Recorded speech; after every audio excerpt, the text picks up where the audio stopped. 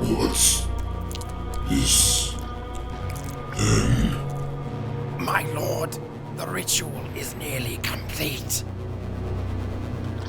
You have served the Blade Father and the Legion well, Scaliax. It is time you be rewarded in full. I am ascended. Welcome me, Grandfather Nurgle.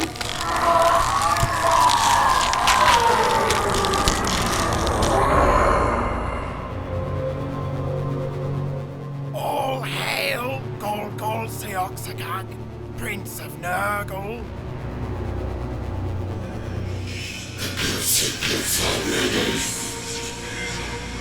I desire to share them with us in its hands.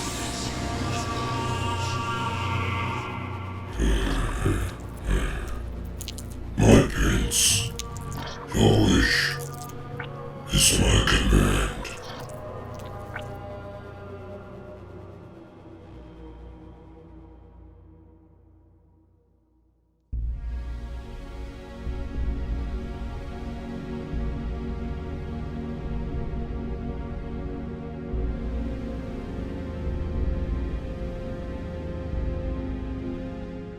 Commander! Move those rangefinders farther out. A little risk is worth the added firepower. Yes, sir. Charles Frey, has the Earthcast new emergency ejection cockpit been installed? Yes, Commander. Haven't been able to test it out, but...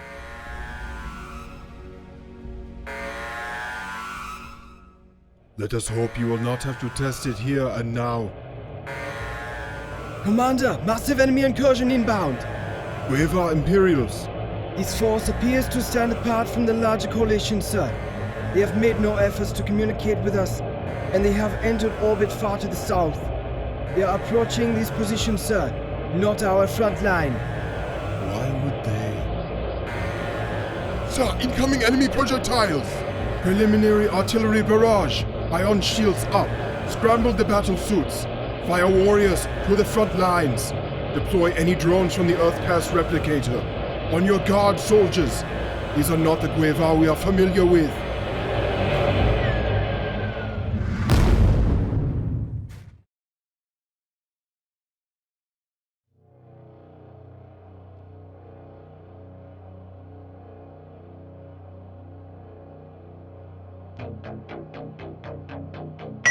Demogorg, status report. My lord, the Xenos cower under their energy shield. Preliminary bombardment appears to have weakened their shielding. However, we're reading outages along their shield matrix, and a power failure is currently leaving our attack route open to us. Excellent. Hit them with full force. Spare nothing. Send the cultists in as a frontline shield. Deploy infantry teams with mortars and drones to support. I will personally alert our nascent prince of the task at hand. Aye, sir. Sending orders along now. Shall we be seeing you down there? Perhaps. Death Shroud, accompany me to the teleportarium. The work of the righteous is never done.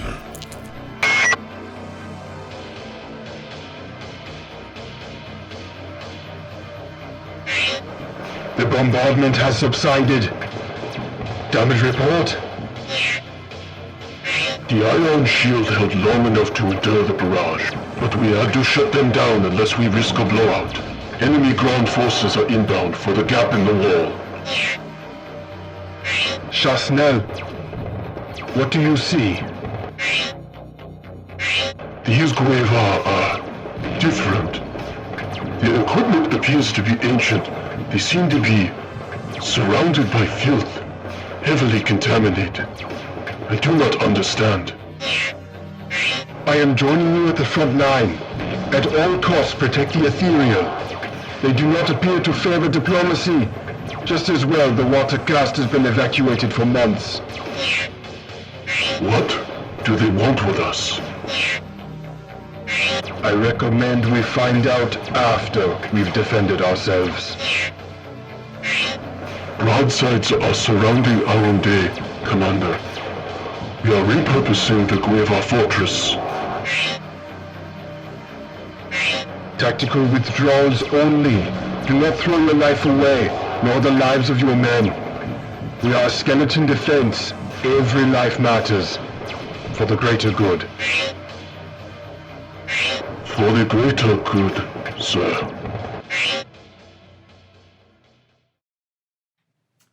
Hello and welcome everyone to another exciting Grimdark Tales Battle Report. I'm joined by the lovely Rick. Wow, thank you. You deserve it. I really appreciate that. It's great to be back. I love having you here. And I'm equally excited. That's great. We're all so excited to be here today. All two of us. All of the two people that you see right now are so excited about this. Maybe you are too. We'll just have to wait and see about that. This is a follow-up in the narrative campaign experience that is sort of the Grimdark Tales trademark with our battle reports here. And at this point already, you've probably already seen that I've done a little more bells and whistles for this video. Hopefully, moving forward, this is going to be a big experimentation for me, figuring out what kind of works for voicing and flow for the channel. But I just want to forewarn people that nothing is set in stone. I'm still figuring out how to even do this, but I want to give a real air of theatricality and immersion for all the upcoming games. And to spend this time before the game talking a little bit less about trying to get you guys caught up on the story and just more about getting right to the story and sort of expressing a story as we film. So we can skip over sort of where we're at in the overall story and we can just get right to what this mission is. So in the game today, we will be playing, it's a 1900 points about game of 40k. This is a narrative mission from the Vigilus, the first Vigilus campaign book, and it's called Storm the Line. Rick, you've brought your Death Guard today to battle my Tau Empire forces. You will be the attacker in this game. I will be. The Death Guard are attacking the Tau defensive line. I was given no choice. I made him do it. I said, come at me, bro. What a friend. And yeah, no, you have no will or free will in this game, or autonomy. You're here for me, you're a slave. Mm-hmm. And I'm here for Nurgle. Well, it just so happened that your agenda and Nurgle's agenda lined up. Yeah, that's true. So we will see today if the greater good triumphs or if Nurgle gets his delights that he wants, his little succulents. Yeah. Those little fish succulents. So tasty. So we can just get right to it. The mission basically is one player is the defender, and their deployment zone is sort of split into two regions. They have like a front line and a back line. And then the attacker, they start sort of far back on their side, but it's like a no man's land you gotta cross. yeah, there's a sort of a large no man's land they have to cross, and they're going into a lot of guns, but they're allowed to keep replenishing their troops. They have sort of endless reserves for the game. So we'll see how that sort of plays out. There's a bit of randomness to that factor, but I think it'll make for a very exciting game. So if you want to, we can go over the list now if you want. If you want to go over your list first, Rick. Yeah. So the force here that we're working with is the nothing. So for my HQ choices, I have a Lord of Contagion and a Demon Prince. Both of which, as the kind of the story unfolds, you'll learn a little bit more about them. The Lord of Contagion I have set up with the Plague Reaper. The Demon Prince, he's got some wings to help him kind of float. Drink a Red Bull before the Yeah, game. exactly. You know, it's and I mean, given the way that he moves around the table, he doesn't really fly so much as he kind of like just gets a little. He's got ups. Yeah, he's got a little hop skip in his step. Yeah, he basically. like pumped up the tongue on his Air Jordans. Yeah, right before. So he's got some good hang time when he leaves. Yeah. And for spells, I chose putrescent vitality. Yes. Okay. Nailed that one. What does that one do? That is the one that adds 1 to strength and 1 to toughness for a unit within 18 inches, I think. So just to kind of debuff some units, anybody that he decides that he wants to kind of put in his favor, be like, have at it. Yep. Or maybe, stay alive a little longer. Right. Whatever, choose your destiny. Exactly. I give you these gifts, you do what you want with them. Yeah, that's the Nurgle way. Yeah, exactly. Yeah. So that's the Demon Prince. Okay. For my troops, I have 40 cultists that I'm bringing, broken up into units of 10. I have a mix of the auto guns and close combat weapons for no real choice other than I think it just looks cool having, mixed loadouts. It definitely does. Yeah.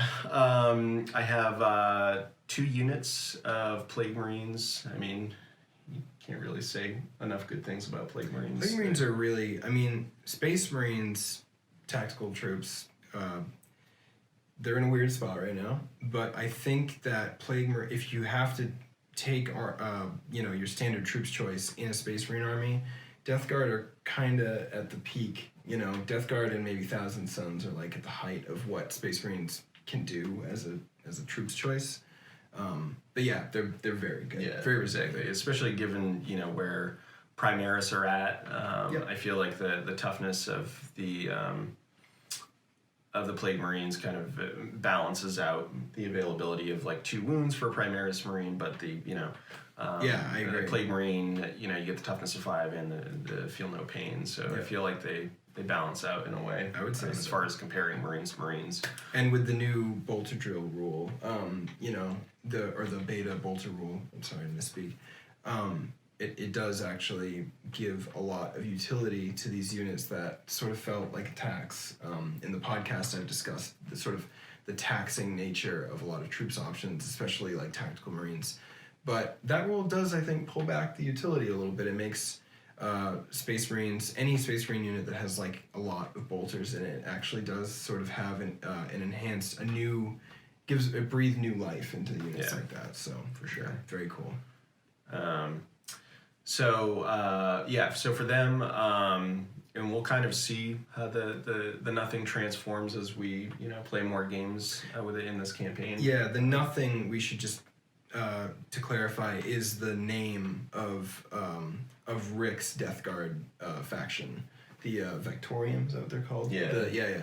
It's the name of his specific sub faction of the Death Guard Legion. So if you hear him saying the nothing, that's what we're referring to. Yeah, now you know. Now you know. Yeah. And I'm never explaining that again. It's one time. Yeah, that's it. If you miss that, you've got one shot. Do not miss your chance to figure out what the nothing means. Yeah. So for this, just based on what I have available in this particular attack arrangement, I have 2 units of 7 Plague Marines. The classic. You couldn't even possibly guess why I chose 7. I don't know. Yeah. I don't know. You won't believe what happens at maybe 7 minutes. Yeah, in this and video. 7 seconds. Yeah. Yeah, or maybe 7 minutes. And 7 Don't scroll there seconds. right now. Don't. Well, that would be dumb. Yeah. Maybe we're even already at that. It's not even worth it. We should probably just stop the video now. Yeah. So we hope you like that game. Yeah. It was, so for the loadout, I have 4 Marines with bolters, 1 Marine with a plasma gun, another Marine with a blight launcher. Love that thing. Great gun. And then my Plague Champion in each unit has a another plasma gun. 1 unit is in that configuration. The other unit is in the same configuration, minus the blight launcher. Add in a melta gun, just for again for flavor. Nothing tactical there. There is nothing tactical about what I do at all. It is rule of cool the entire way. Rule of cool is the defining feature, I think, for most people on this channel, and you'll also, because we're narrative players, and this campaign is, all of our games are basically narrative experiences. Rule of cool is kind of just how we do things. Yeah. We try to adhere to our own fluff that we're building on for these lists, and there's no other motivation. We're not power players. We're not that kind of people. If you want like tournament lists and stuff, probably not the best channel for that. But we try to provide a certain service we feel like might be lacking a little bit in volume of how many games there are like this out there. So, and that being said, we do put a lot of thought into our list. It's not careless. Yeah, we do definitely try to, they're not like silly or anything like that. We definitely try to make kind of all-comers lists, not heavily, skewed in one direction or the other. Yep. Not spammy or anything like that. So that's definitely the epitome of, I would say, both of these lists, honestly.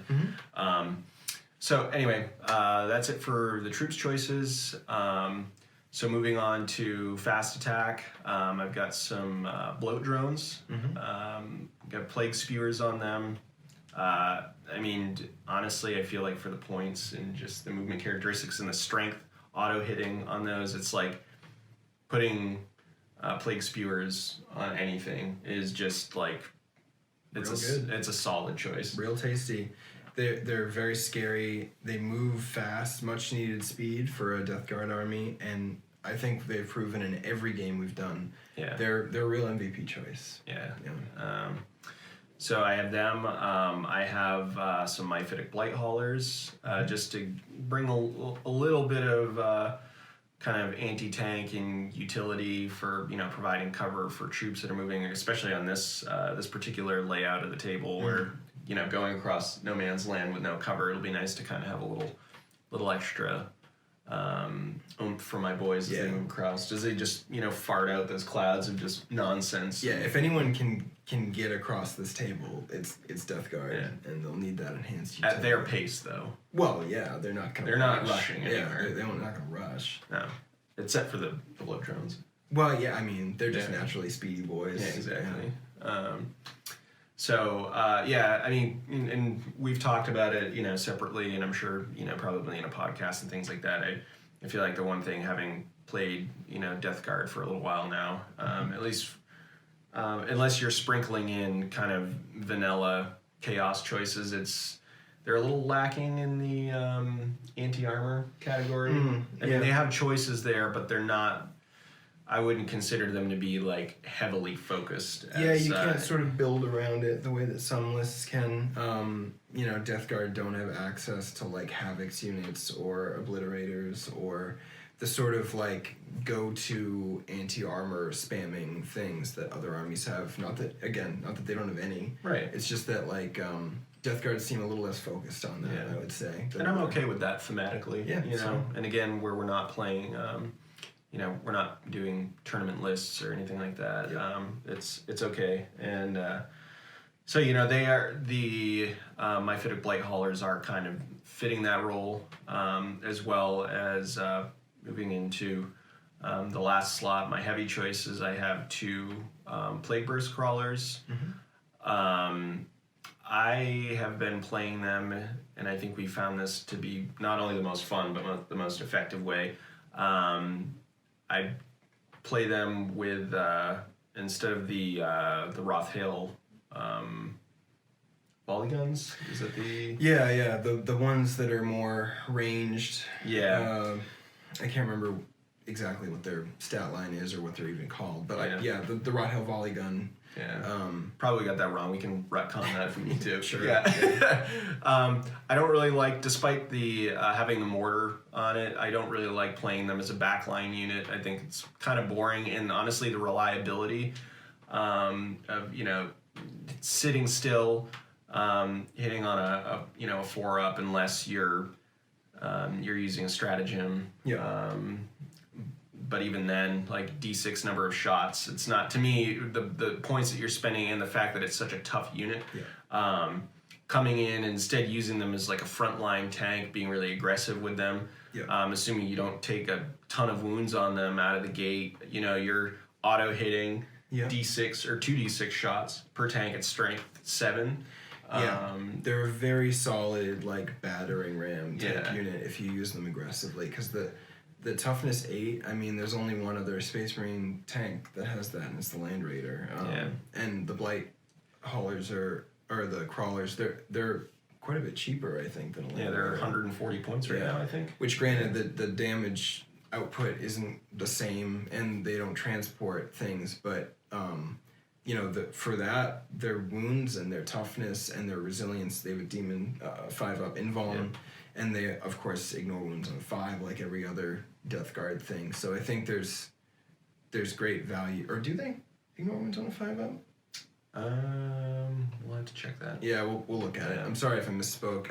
I'm not a Death Guard player, but they are very tough, and we've seen them survive enormous amounts of punishment in previous games. They're another, and since playing them in the more aggressive role, especially with the mortar, the Plague Burst mortar is almost an afterthought. It's kind of like a nice to have, but I feel like playing them aggressive and getting them in range with the Plague Spewers is really kind of the way to play them. You can park them on top of an objective and just like force people to come in and deal with them. They have to be dealt with when you play them aggressively, and when you sit them back, they just have the one gun essentially that's really a threat, and it's like the entropy cannons. That's what they're called. Yep, we got it. Yeah, we got there eventually. Yeah. But yeah, anyway. Yeah. Continue. So that's this list. And I like that it has a sort of a theme of being very mobile. Like, you designed all your big tanks and stuff to be on the move.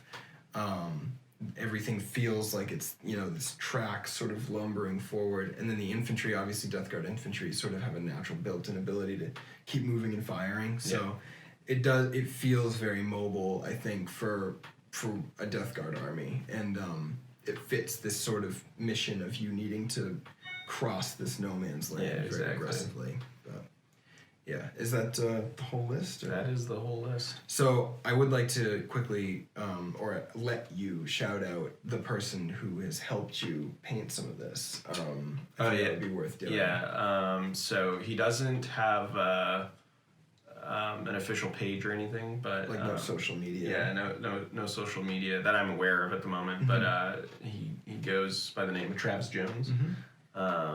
And he's been helping me with commissioning of some of it, specifically the cultists that you're going to see here. He just recently did for me. And he did a great job. They look so good. So hopefully, as the channel grows, we might see some more partnership with some commissioning folks, and we can kind of, as both parties grow, we can help each other out. And, just very excited to be pulling other very talented people in to help us with getting out more content by helping us paint these armies.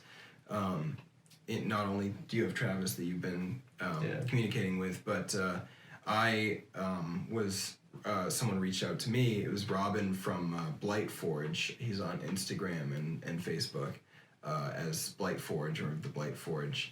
And he actually has commissioned an entire Iron Hands Primaris army for us, which it looks amazing. Yeah, it's phenomenal. Yeah, and we have more work coming from him for that army too. I can't wait to see it. I'm really excited to see more of that. And they'll be featuring on the channel as well in our narrative games. So and I'll as far as their contact info, we can put that in the description. Because if you are looking for people like very talented commissioned people who work quick and are very responsive and communicative, these people are great, and their prices, I think, are very reasonable for what they do. So, yeah, we will link them in the video so you guys can reach out for them if you want to get work done by them as well. Totally worth it. So that's your list. That's my list. Okay, and then we can go over my list. The defenders in this mission, like I said, with the Tau Empire, they're going to be the ones that are sort of heavily featured in the beginning of this narrative experience. The Ashwalker, Commander Ashwalker is the leader of this force, and they are defending the Meritus system against the encroaching Imperium forces.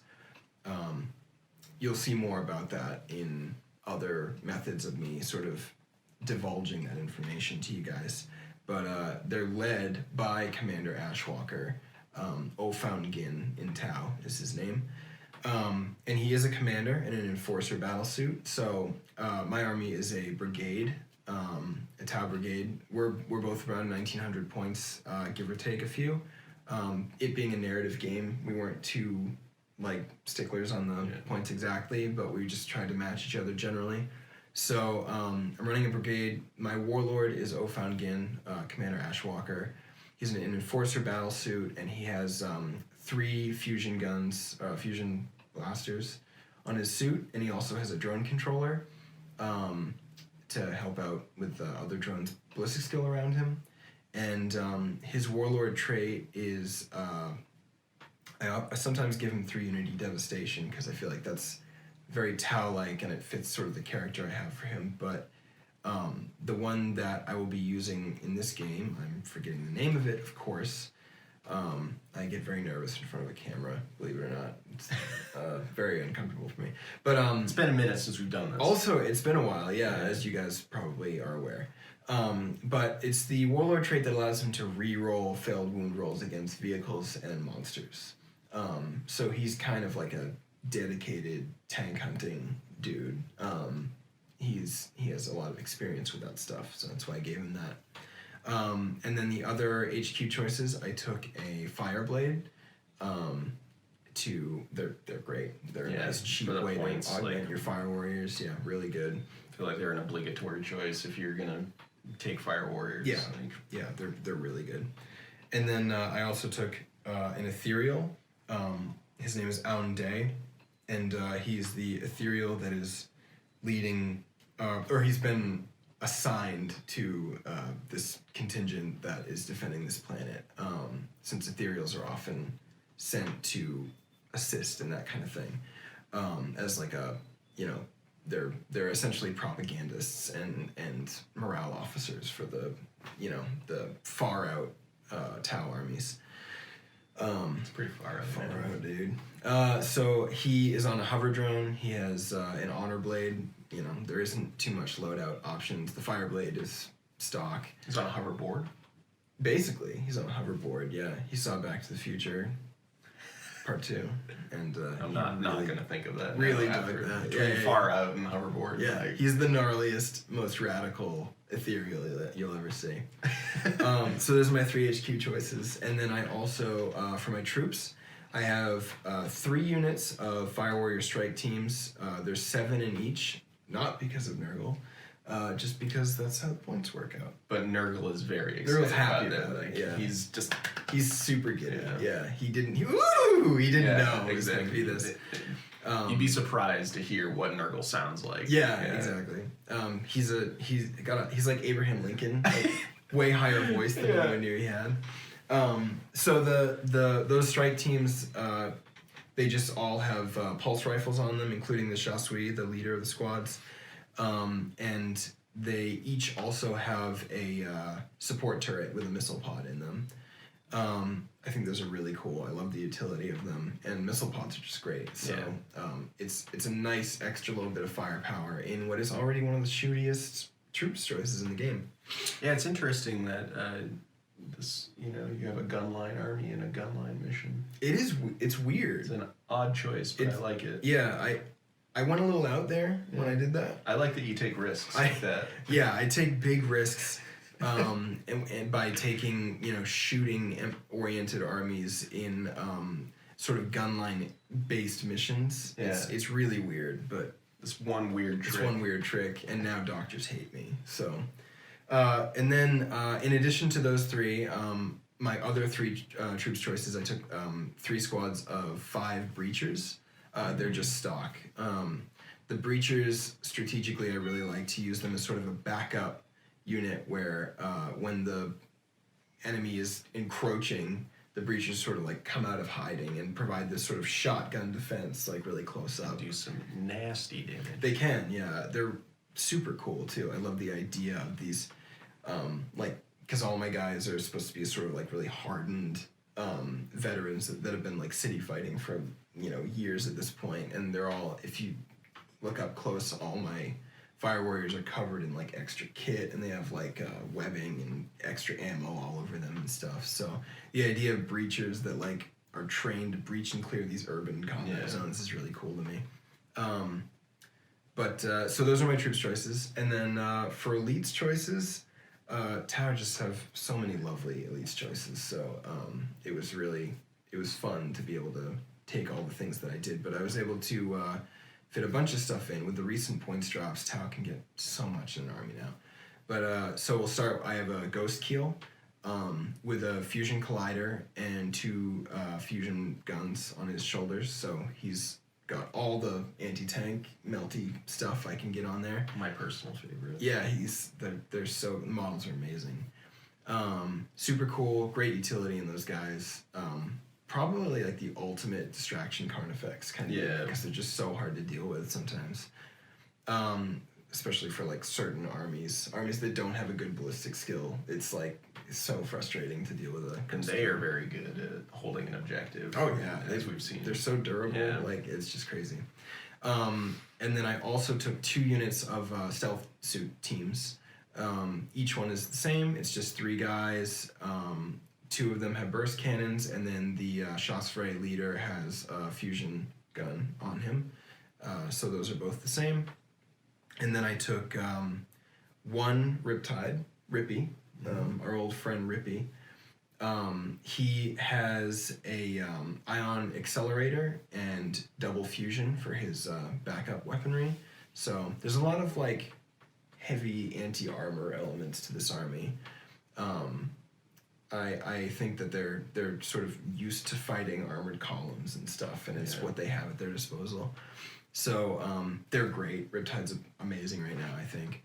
And then I also took 2 squads of crisis suits, and each of them have 3 guys in them, and they're all kitted the same way, which is 2 missile pods and advanced targeting system in each of them, boosting their AP on those missile pods to AP-2. Yeah. Very tasty, I think. Lot of shots between all 6 of those crisis suits in the army. A lot of damage output. And they're very mobile firing platform. Yeah. Very cool. And then I think that's it for my elites choices. And then on to fast attack. Very simple. I just have 3 units of marker light drones. Each unit has 4 marker light drones in it. So that's what I got for that. And then for heavy support, I have 3 units of 1 broadside each. And the broadsides are kitted out with railguns and the plasma. I know most people seem to think the high-yield missile pods and smart missile systems is sort of the way to go with them. However, I don't care about that. Yeah. I don't care about you people. Yeah, this isn't about you. This is about us. This is about us. And if you watch, thank you. Yeah, absolutely. Thank you. Thank you so much for being here. So I just, thematically, I love that loadout. I think they're so cool. And I think if it didn't look like they had like an open top, like 12-pack strapped on the end of with each the missile arm, pods? yeah.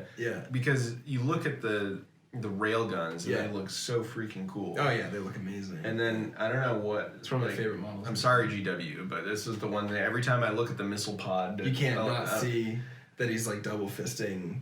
It's just, it looks 20 weird. packs of Pabst Blue Ribbon. It just looks weird to me. Yeah. It doesn't look nearly as cool as the railguns. I agree. I mean, ever teach their own. I don't dislike them. I just think that I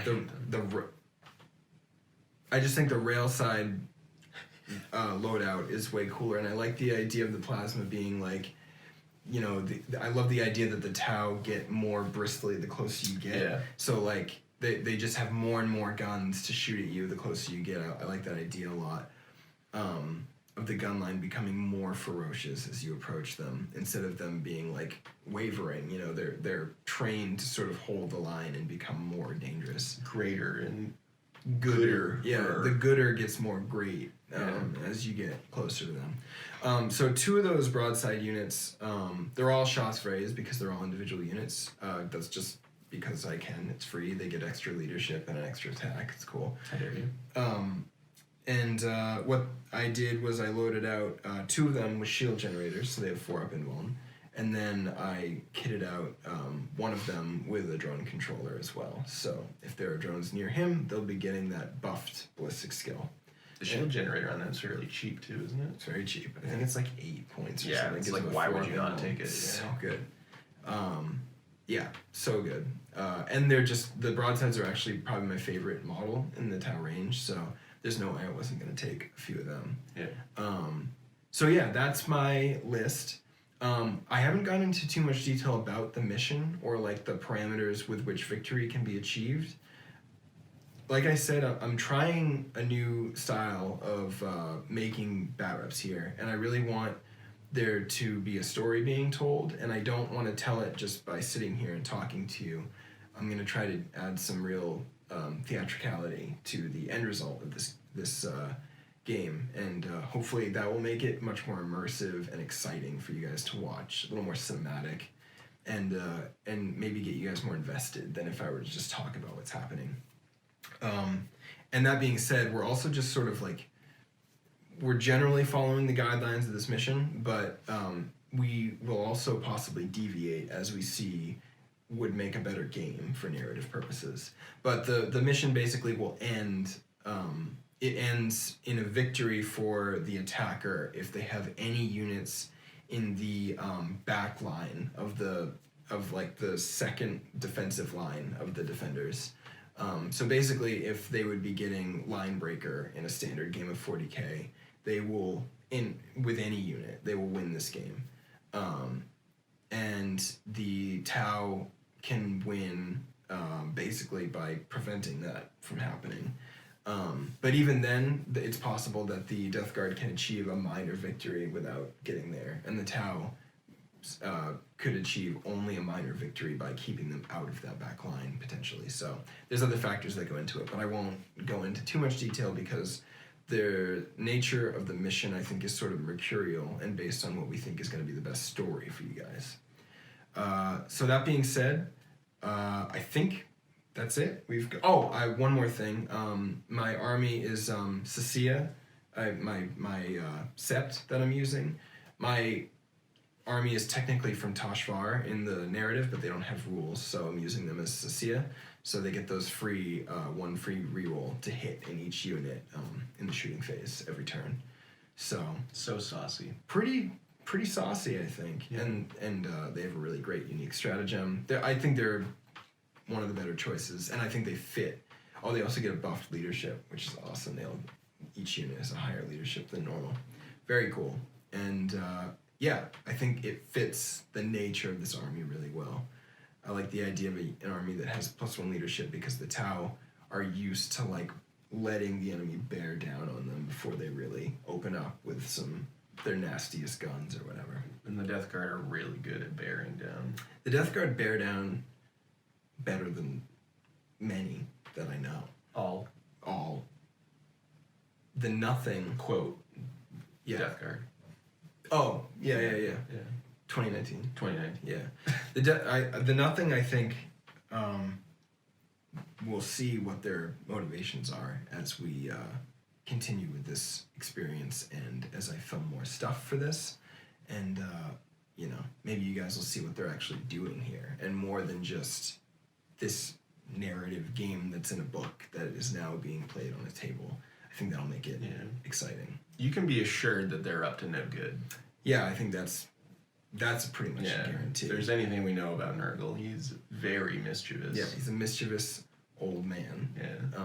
Always playing pranks on his, daughter-in-law. Yeah. Who is They're like really bad dad jokes. Yeah, too, like super bad dad jokes. And he just gets a kick out of himself. Yeah, Loves he it. laughs at himself more than anybody else laughs at Yeah, him. and that's fine. It's Yeah. adorable. We all love him for it. Yeah.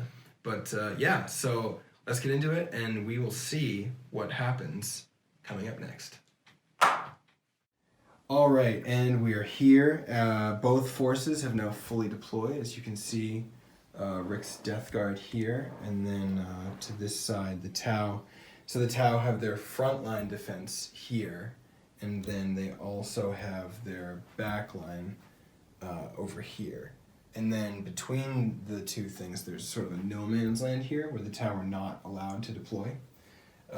So if the Death Guard have any, deep strike reserves, if the attacker in general in this mission has any deep strike reserves, they can drop in right here if they have anything they want to do it with.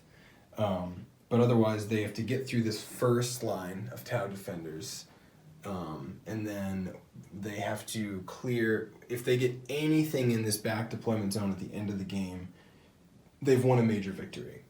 So I really don't want that to happen, and we're now going to see who goes first. So what happens is the attacker rolls a die, and on a 1 to 3, they go first. On a 4 to 6, the defender goes first. And Rick, are you ready to roll? Oh, I'm so ready. All right, let's do it. Go smooch from the Dean Prince. Go Yeah, give a little kissy kiss. Yeah. Yeah. Okay, bless the die. Bless that die. We'll roll 7 right here. Oh, okay. Ready for that? Right off the table, folks. And it's cocked. And those dice will be available. These dice available for Grimdark Tales? Yeah, only our dice will do that. Yeah. Every time. Let's give it another kiss. Hold on, one more time. Okay. Thank you. Okay. Yeah, okay. All right. Here we go. Right on the table, boys and girls. Bam. It's a 2. It's hidden behind that. That means the attacker goes first. So, Rick, you will be going first in this game. We just put a bunch of smoke here to sort of imply that the Death Guard released a preliminary bombardment before they attacked in full force here. Gas bombs. Gas bombed it, plague bombed it, virus bombed it, whatever you want to call it. It was probably gross. It was awful. And that's where we're at. So we will come back after Rick's first turn of movement coming up. Okay, and we are back at the end of Rick's first movement phase, turn 1. Rick, you want to go over what you did here? Yeah. So as far as advancing units, just the troops' choices advanced. Cultists got some, as you can tell, where they're in line with the fast attack units and everything else. They got some really good advanced rolls. Very lucky. Yeah. Basically moved everything max distance. Didn't advance the bloat drones just because I wanted to keep them out of the melter range on the fusions, and also advancing them at this point still wouldn't put them in attack range with their particular weapons, so kind of like juggling a little bit with them. Yep. Advanced the Plague Marines, didn't get quite as lucky with them, but still got a decent amount of movement. Yep. Basically went max movement on everything, just trying to kind of cross no man's land at this point in time. Yep. Okay.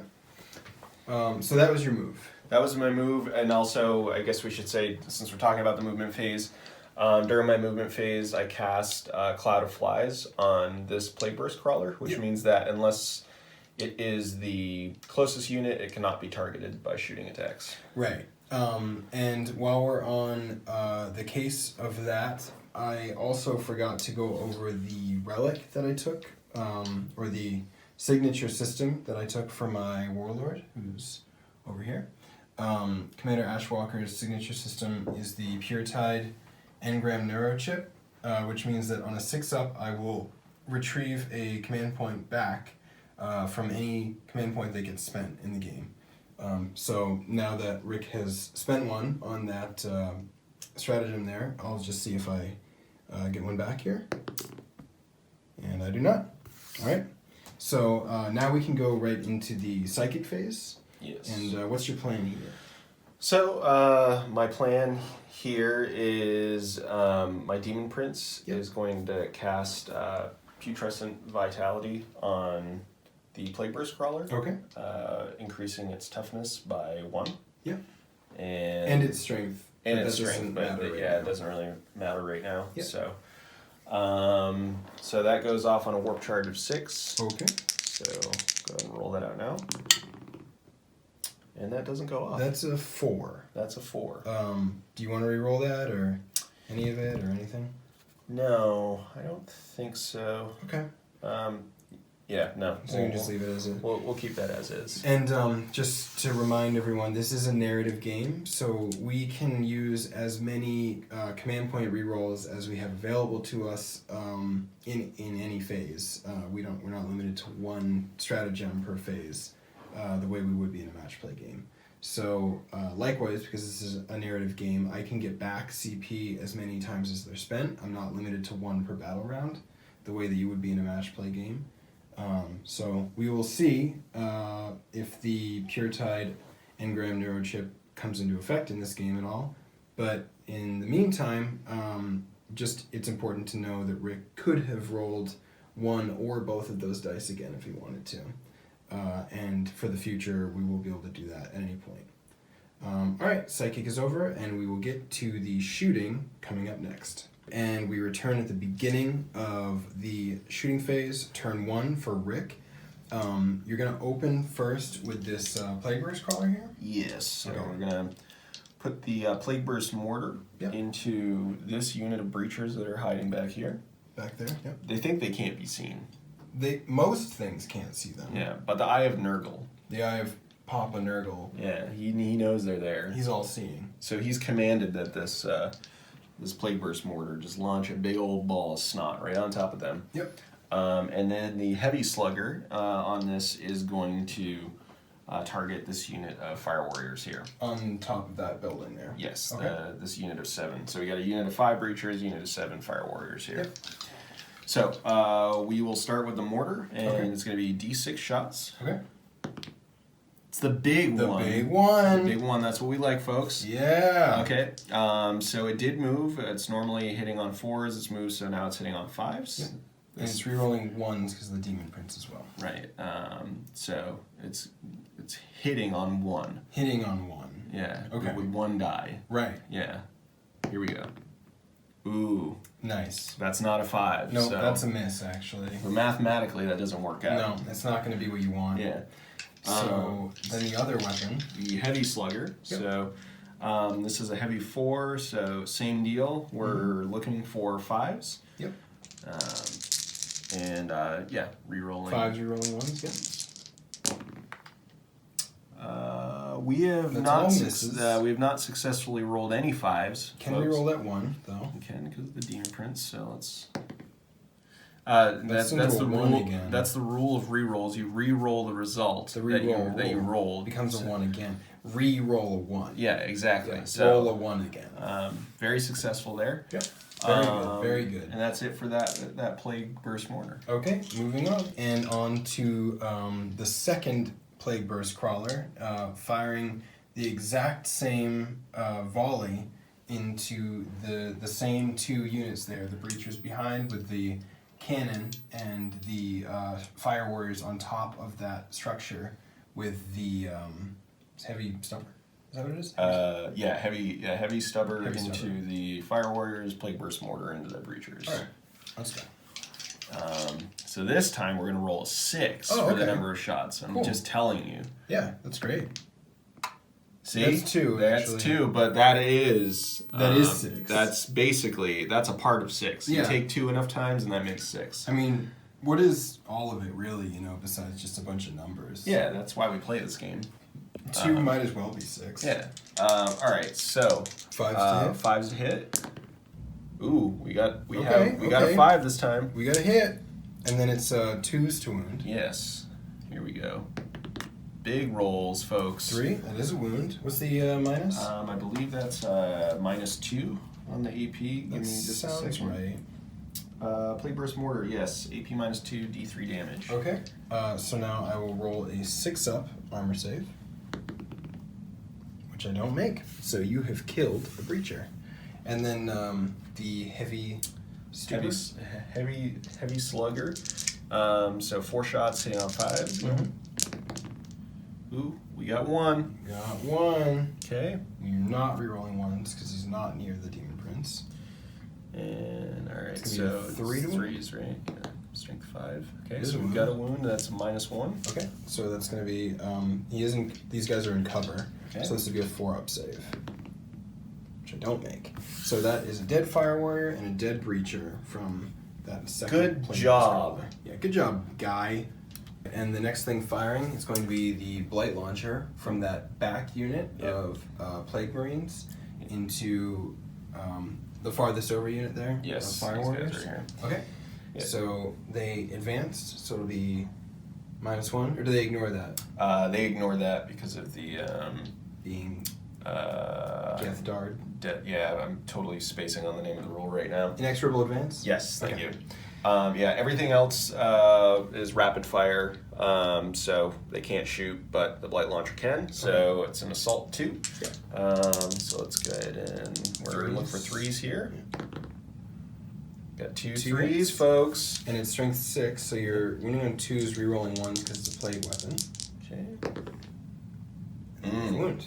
And is it -2 on that? Let me double check on I that. feel like it is. The Blight Launcher is, yes, -2. Okay, so they're in cover, so it goes from a 3-up save to a 5-up save. And I get 2 2s, so that's 2 dead Fire Warriors over there. And then, do you want to move on to that next unit of Plague Marines there? They actually have a Melta, so they won't be... Oh, they don't have any Blight Launcher. Okay. No. Alright, so they're out of range, and that's it for the Plague Marines. And we're on to what will probably be one of the most potentially powerful things that Rick can do this turn. He's firing with his 3 Mephitic Blight Haulers over here. And it sounds like they're going to be firing pretty much everything they've got into these 3 units of Fire Warriors here. Yes. So we're going to do, basically, we're going to split their fire up. We've got 3 units here, so we're going to go 1 multi-melta into each unit, and then one frag missile into each unit. Okay. The bile spurts that are also on them are 12 inches, which they're just about outside of 12 inches, so not able to use those this turn. Just so can't quite do it. They just don't quite have what it takes. They're just not that impressive. Okay, so what do you want to start with? Let's start with the multi-meltas. Okay. So they are tri-tracked, and they are a unit of 3. So as of right now, they are hitting on 3s. They're ignoring that penalty to move, and they're hitting on 3s because there's 3 of them. Yeah, there's 2 rules: tri-tracked and tri-load, which are both in effect at the moment. So, so we'll start with the multi-melta on this unit. Okay. 3. That's a miss. It's a big miss. We'll move right on to the next one. Okay. That's That is a hit. It's a 2 to wound. And that just kills one outright because the AP is -4. So then we'll do the third one. Yep. And that So hits. it's a hit and 1 2s. Alright, so you've killed 1 in 2 units. Okay. And then the frag missiles. Yes, so it's D6 shots. So we'll start with this one. D6 shots on this unit. The big one. The big one again. The big one. And on 3s. It is a It's a hit. hit. It's a strength 4. It's a so 3 to wound. And is there a minus on that? No. Okay. It's a straight up. So it's a 3-up save and cover, which I make. Okay. And then the next one. Next one, D6 shots. Ooh. That's there the we big go. 6. Alright, and then you need a couple more dice here. Give me just a second. Okay. Alright, so now, Hitting on 3s again. Yeah. Okay. Got 4 hits here. Alright, that's the average. And then we're going for 3s again. Yep. 2. Okay, and then it's going to be 3-up saves again, which I make 1 and fail 1. Okay. So that unit's now lost 2 from these guys. Okay, and now the last one. Mhm. D6 shots. 3. 3. Okay. 3's to hit. 2 hits. And then 3's to wound. So 2 wounds, and then 3 up saves. I fail 1. So both of those units lost 2. This one And lost that 1. one lost 1. And is that it for your shooting? Yes, that is it. Okay. So that concludes the Death Guard's shooting phase, and I believe it concludes their turn as well, because it looks like you can't do any charges, and unless you have any special stratagems or anything, then it looks like we're done. Yep. Okay, so with that, I'll remove those casualties, and then we will move on to the Tau, turn 1, coming up. Alright, and here we are at the end of the Tau movement phase, turn 1. As you can see, I moved some things forward, but a lot of things stayed where they were. We've got the stealth suits, they stayed still, the ghost keel stayed still. If you're wondering, his drones are actually under him, under that pillar over there. I'm trying to keep them out of line of sight. And then these fire teams all stayed put. The fire blade's still there behind them. And then over here, I had this crisis team jump up here. That's super wobbly model syndrome. So we're just doing what we can to have. He's having a nap. He's having a little bit of a nap, that crisis suit, but they're all standing on those crates there, and they are eyeing down the right flank from my perspective of Rick's army here. I also did Sense of Stone with the Ethereal, and I've used a stratagem, which is the Branched Nova Charge on the Riptide. So what I'm going to do first is I'm going to roll for the Pure Tide Engram Neurochip to see if I get the stratagem, the CP back for that stratagem, which I do not. So I have spent 1 CP on Branched Nova Charge, and then also because I'm activating his Nova Charge, I am going to roll on a 6-up to see if I ignore the wound with Sense of Stone, which I do not. So he does take 1 wound, 1 mortal wound. And the Branch Nova charges I chose were the 3-up invulnerable save, and he's Nova charging his weapon. So that's what he's doing. He stood still. Basically, this gun line has also stood still. I did move these drones over here. They're sort of setting up like a network of defense in front of all these big battle suits back here. But they're largely out of range with their marker lights at this point of any juicy targets. They're just really preparing a defensive grid, essentially, at this point. Over here, I moved the crisis suits that were in the back line forward, as well as the drones that were accompanying them. And then both breacher teams, I did advanced rolls for them. I got a 4 for this team over here, and I got a 6 for this team. They both sort of sprinting to get into better positions for the incoming cultist mob that's over here. Otherwise, I think that's pretty much all that I've moved. So I will come back at the beginning of the shooting phase coming up. And first things first, the Fireblade is going to fire his marker light at the Mephitic Blight Haulers over there. So I'll be hitting on a 2, and with Saucier I will be allowed to re-roll that if I miss. Which I don't. I do hit. So there's now 1 marker light on the Mephitic Blight Haulers. I now am also going to employ the uplinked marker light one. I can't remember what it's called exactly, but I'm going to change that into D3 plus 1 marker lights on that unit. So let's see how many I get. Oh, that's the big 4. So that 1 became 4, which is excellent. It also seems like cheating. It does. It seems like cheating to you. Mm-hmm. Yeah. Let me see if I get that CP back that I spent on the stratagem. I do not. So I've spent another CP, and then I will also do the Saucier specific or Cecilia specific stratagem, where they basically do like a big blast of marker lights in an area. And I will hit everything on this flank with it. So it will put 1 marker light point on the Mephitic Blight Haulers and both units of Death Guard Plague Marines. That puts the full complement of 5 on the Blight Haulers, and just one on the back there. Both of those back squads. And then I will figure out what I do next. That second stratagem I used, which has a very long, elaborate, complicated technical name, is 2 command points, so I will roll to see if I get either of those CP back, which I do not. And then the next thing I'm going to do is fire these 4 drones over here. They're going to fire their marker lights at the bloat drone is what it's called over here. Say their name. I'm sorry. I'm going to do them one at a time because you are allowed to do that, and then if I do hit with one, I can start re-rolling ones for the further ones. So, and they're hitting on 5s because there's no drone controller nearby.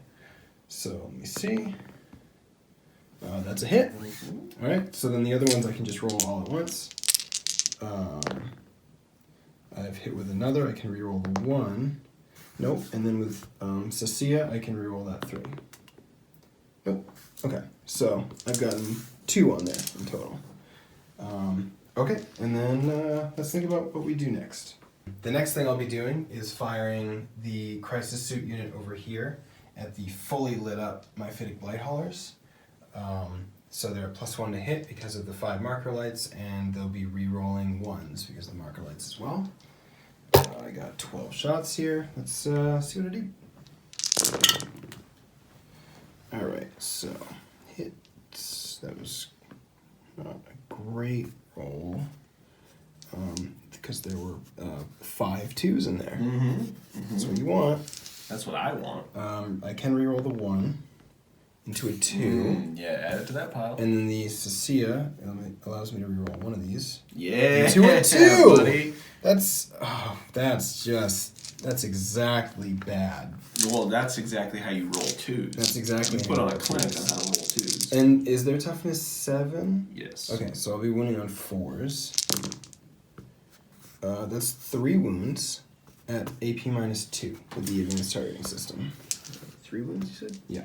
Okay, so these are 3-up saves. They turn into 5-ups. Easy for a gross little boy like me. So you made 2. Great. 2. So D3 wounds on the one that got through. 3 wounds. 3, so 3 disgustingly resilience. Yep. Okay, You made one 2. of those too. So 1 goes down to 6 wounds. Okay. And then the next thing I'm going to do, I'm just going to go straight into it, is the Riptide is going to fire his ion accelerator at the maximum profile, Nova charged. So I'll be hitting on 3s with him as well. Rerolling 1s. Alright, reroll the 1 into a 1. And then Sacia lets me reroll the 2. Okay, so I've hit with 5. It's strength 9, so I'm hitting on 3s. Oh, look at that. 3 more 2s. Yeah, 2. Really buddy. good. Alright, so 2 wounds. It's AP minus a lot, so you can do your 2 5-up demon saves. Okay. Save 1. Okay, and it's a flat 3 damage. So 3. Finippe. Okay, we feel 2 whole pains. 2 pains have been felt. Okay, this is going very poorly for me, actually, is how I would describe it. And oddly enough, it's going well for me. Alternatively, it's actually going quite well for the death guard. Alternative facts. Yeah. Yeah. So now I'm just going to go straight into the broadsides now. They're all going to fire the same thing, Mephitic Blight Haulers. The first broadside with his railgun, I've hit twice. That's strong. It is 3s to wound, and 6s will cause mortal wounds in addition. It's 2 wounds. AP minus 4, so you get your demon saves. 5 up. Okay, so it's 2d6 damage. It's 8 damage. Ooh, that's a lot of pains that I have to find out if I can feel. Yeah, this might be more pains than you're used to feeling. So 8? Yes, 8. Okay. 8 5s, this is easy. Yeah, coming right Easiest up. dice roll I've ever made. Coming right up. Here we go. Coming in hot. Okay, you've made 2. So he takes 6 wounds. I think that does kill That does kill the man. the first one. And then does he blow up? Hold on, I don't know if these guys have an explodes. Oh, I thought they explode on a 4 or something, but maybe I'm making that up.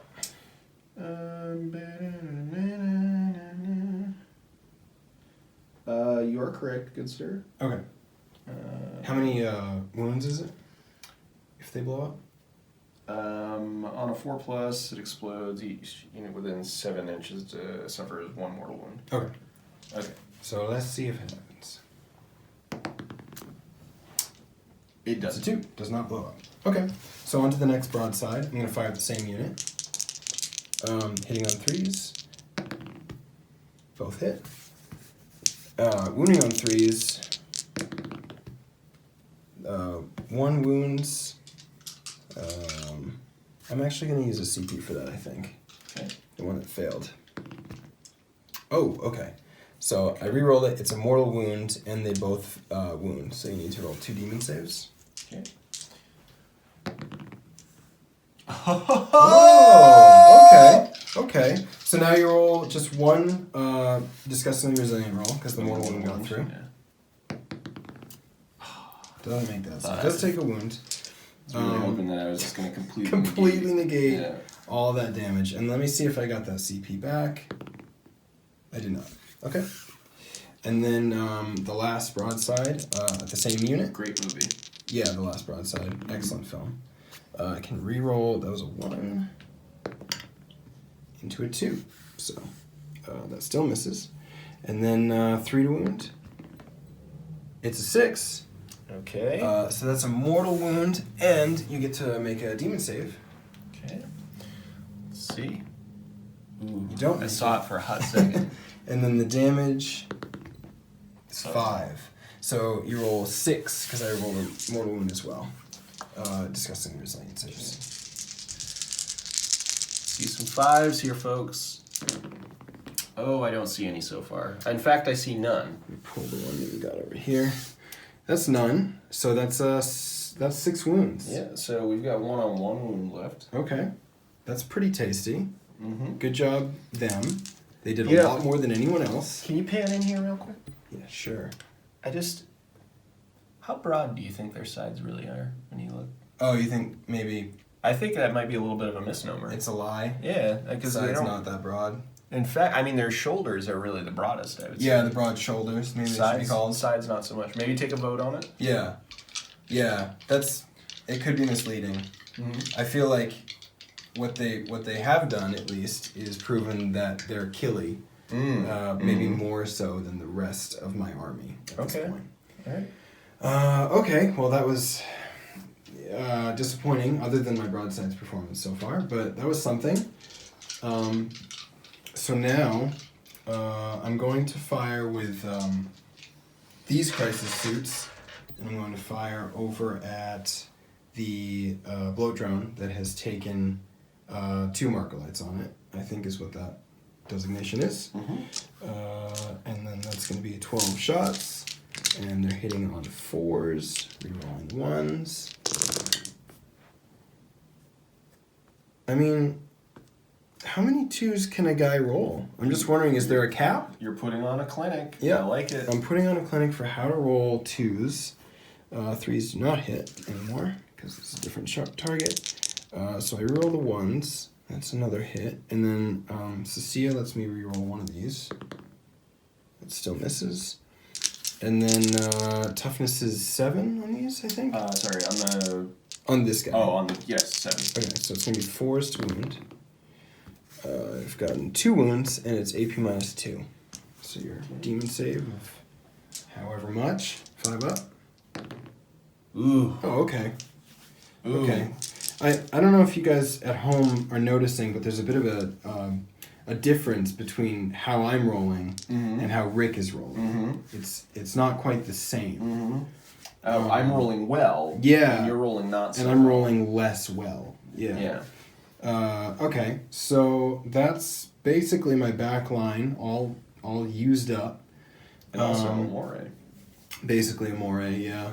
I'm gonna actually move on to the Fire Warriors now. Mm-hmm. So I'll start with the furthest unit over, which has 4 guys and a missile pod in it. I'm gonna start with the missile pod to see if I can use those Sacia rolls to help me.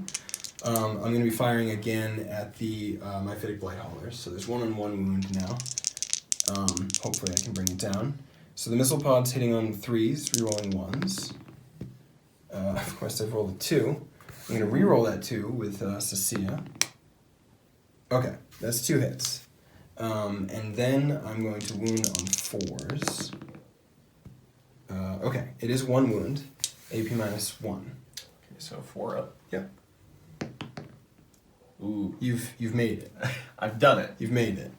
Okay, and then the Fire Warriors are going to fire in that unit, and because there's a Fire Blade nearby, they actually each get 3 shots. So there's 4 of them, that turns into 12 shots. And they're hitting on 3s. Rerolling 1s, of which there are many. 2s miss. Oh, those all hit. Whoa, okay. Okay, that's a lot. And then they're strength 5, so they're winning on 5s. 1, 2, 3, 4 wounds. And so your full 3-up save. 4 wounds. Ooh. Okay. That's not so good. You failed 3. Apparently my Fire Warriors are going to be the heroes of this game. So you get 3 disgusting resilient saves. This is it. This is for all the marbles. Oh, and he's dead. Okay, he's dead. Does he blow up? Alright, let's see. On a foe up. You don't. He don't blow up. But 1 is removed, again, so they're down to 1. The next unit over, I'm going to do the same thing. Rinse and repeat. There are 5 in that unit, as well as their missile pod. So I'll start with their missile pod. 2 shots. The 3 does hit. The 2 I can reroll with Sacia. It also hits. 4 is to wound. It's 2 wounds at AP minus 1. Okay. 4 ups. Okay, One fails goes through. 1. It's D3 damage. It's 2 damage. So 2 disgusting resilience. Yep. And 1 damage goes through. Okay, 1 damage. And then the unit is going to rapid fire their pulse rifles. So 1, 2, 3, 4, 5. Oh. Add those to the bunch. Okay, so the 2 misses. The 1 I can reroll. That was actually a crazy really roll. good roll. Yeah. These Fire Warriors actually are going to be the heroes of the game, it looks like. 5s to wound. 1, 2, 3. That pulls it back a bit. So 3 wounds at your 3-up save. Okay, so you fell 1, and then disgusting resilient. Ooh. Okay, so he ignores all that. So tough. And then the last Fire Warrior team there, I will do the same thing. So I'll start with the missile pod. They both miss, and I'll use Sacia to reroll 1 of those. That's all missing. And then there's 4 in that unit, so 3, 6, 9, 12.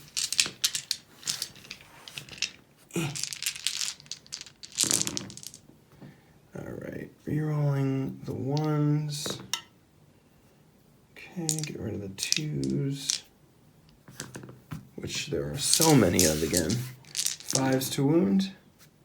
Just 1 wound. Normal 3-up save. Yep. 6. Okay. So the Fire Warriors have all fired, and they started out strong, but they fell apart eventually. Kind of tapered off at the end. Tapered off. They did kill 1 though. Yep. Which was on 1 wound, so it's not the most important. But anyway, they took a wound off of. oh, they took a wound off of that guy too. Okay, that's better than nothing, I suppose. Now I will move on to the stealth team that's up here. They're going to fire their burst cannons at that front squad of... Actually, I'll start with this unit over here in case they get out of range. A die knocked that guy over.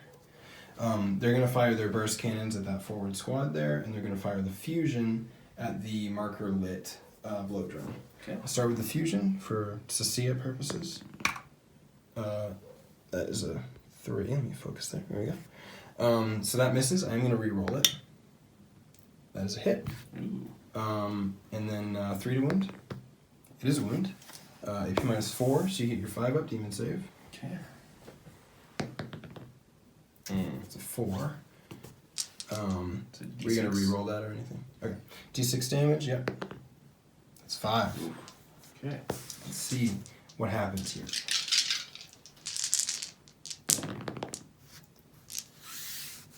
So you've passed 1. So It does take 4 wounds. okay. Okay. And then the rest of the squad, it's 8 burst cannon shots coming in at the cultists here. 2, 3 hits.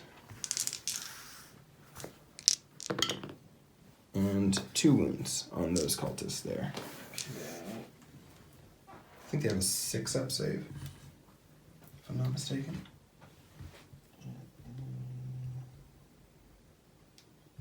That is correct. How many wounds was that, sorry? It was 2. 2. Okay. Normal saves? Yes. Okay. Okay. Two cultists are killed. For once you don't have disgusting resilient, I'll let you take them off. And then this unit of stealth suits here is going to fire the exact same thing. You're going to fire the burst cannons at that unit of cultists and the fusion at that bloat drone. I'll start with the bloat drone. Fusion. That is a miss. I'm going to use Sasia to reroll that. It is a miss. And then 2, 3, 4, 5, 6, 7, 8 burst cannon shots at the cultists. That's a tasty roll. Okay, and then 3's to wound. That's a tasty roll too. 5. 6-up armor saves to make. They're all dead. Okay. Or So, well, 5 of them. 5 of them are dead, yeah. And then I think the last thing I have to fire is the ghost keel. And I will fire everything at that wounded bloat drone. Okay. So I'll start with the fusion collider. I'll just see how many shots I get. 2. So he has a combined 4 fusion shots. I'll roll them all at once. Okay. It's going to be 4s to hit, rerolling 1s. Nice. Rolling 1s. Okay, those 3 hit, and then he gets to Sasia lets him reroll the 2. He's actually hit with everything. Okay. It's very strong. 3's to wound. 3 wounds. And you get your 5 demon save. You made 1. Save 1. So 2d6 damage. Just 4. 4. Feel no pains. Yeah. I've actually ignored 2. 2. Okay, so he takes 2 more wounds. Okay. That puts him at 4. That is all of my shooting. So the Tau turn 1 is now over, and we can go into the beginning of the Death Guard turn 2. We're just going to do morale real quick before we move on to the Nothing's second turn. For these guys, they've lost 7 when their leadership is 6. So roll a d6 and we'll see 1. Oh. So there's actually 1 left because you lost 2 guys. What a champion. Yep. So there's 1 cultist left there, 1 brave little boy. Luckily for me, first strike or first blood isn't a thing in this game. So that doesn't really matter too much that 1 guy is still alive. In fact, it's kind of ideal because it means that unit can't just come back right now. Mm-hmm. But otherwise, it was kind of a mixed bag of shooting there. At certain points I got quite lucky. Certain points I was getting very unlucky. I would say the result was kind of middling. But either way, well, the nothing is now encroaching deeply into Tau territory, and it's become very scary. And we will see what happens to the Tau in the nothing's turn 2 coming up. And we return at the end of Rick's movement phase. This is now battle round 2, and the end of the movement phase, turn 2 for the Death Guard, the nothing. Rick, you want to go over what you've done here? Mm-hmm. All right. So big shock. I moved up the table. You've moved forward. It's unbelievable. I know. Wasn't expecting it. But, in a wild turn of events, I continued up the table. And here we are now. Here we are. So, as far as advancing units go, I advanced all my cultists again. Yep. We've got the lone soldier right here leading the charge. Yes, the single cultist that survived the morale phase last turn miraculously. Yeah. Clearly thinks he's chosen by Nurgle. Maybe Absolutely. he is. Maybe he is. is. He's now carved 7 onto his chest with his bayonet on the end of his weapon. Yeah. Amazed that he didn't shoot himself in the process. Yeah, But he doesn't really know what he's doing. no, not at all. But He's so blinded by fervor. yeah. Okay, so everything else, normal movements, with the exception of this blow drone, which I advanced, the big 1-inch. The big one. Yep. It's incredible. Classic. Yeah, standard movement across the board. Did advance the Plague Marines again. I rolled another one for them on their advance, so they're just really lagging behind at this point. So I kind of, they're in an awkward space now, so I wanted to kind of pile them behind cover, so in the event they do take fire, they'll have something working with them. And then the only other thing movement related is in the movement phase, I used the stratagem Cloud of Flies again on this plain glazed crawler. Plain glazed crawler. Yep. Yeah. And yeah. Yeah. So that being said, because you spent a CP, I'll see if I get one back on a 6. Oh! Okay, as we were saying. Where were we at here in the movement phase? Was that the last thing? I think that was actually it. Okay. Yeah, I mean, the Demon Prince didn't advance because, well, not that I'm breaking any news that you probably didn't guess, I want to charge Mr. Keel up here with our friend here. Yep. He's looking, he's got his tongue out, he's ready to just give him a little smooch. Yeah, he's hungry for battlesuit, I think. And why would you not want to smooch a beautiful maw like that? Such a delicious, tasty morsel that is this Demon Prince. Yeah. Just wants to muckle right on and just say, how are you doing? Just line up, ladies. Yeah, That's basically exactly. what I have to say. He's single. He's single and looking to mingle. Yeah. With some battlesuits. So, let's see what happens there.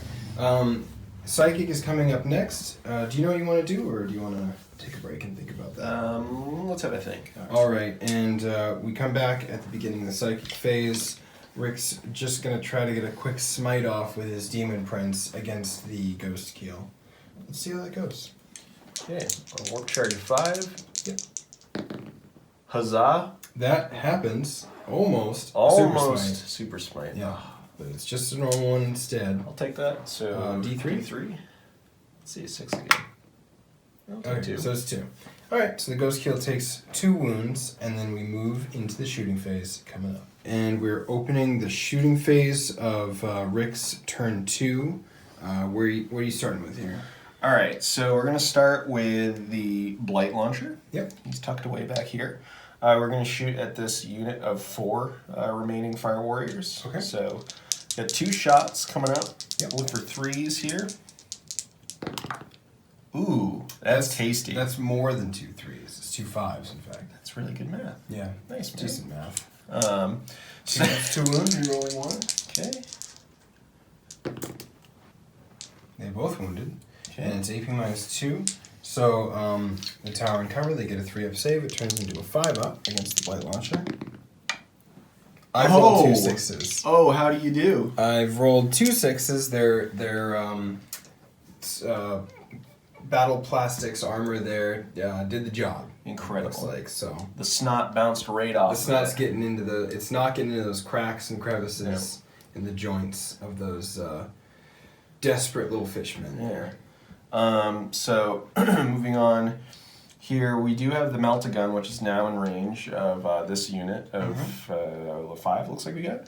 So it's just one shot. We're looking at 3s again. And that's a 1. It's a 1. So that's a 1 instead.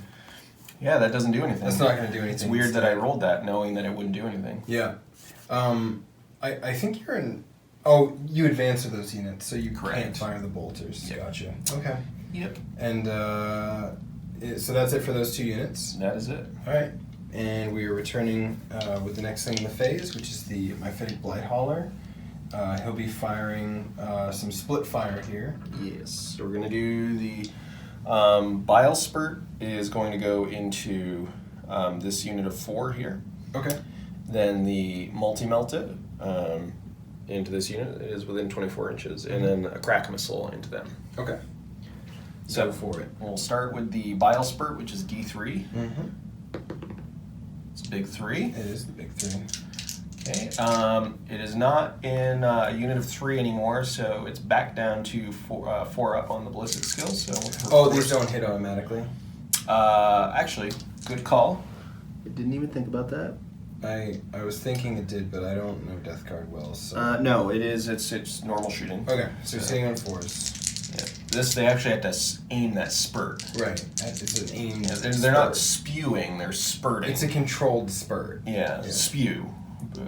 Spew. Well, it's a controlled spew, which makes it a spurt. It turns into a spurt. Yeah. Okay. It's important.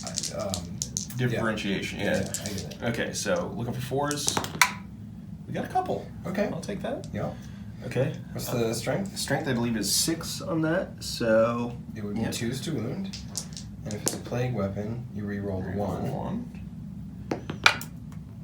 There we go. That's 2 wounds. What's the AP? -1 on that. Okay, so it's gonna be 4 up because they're in cover.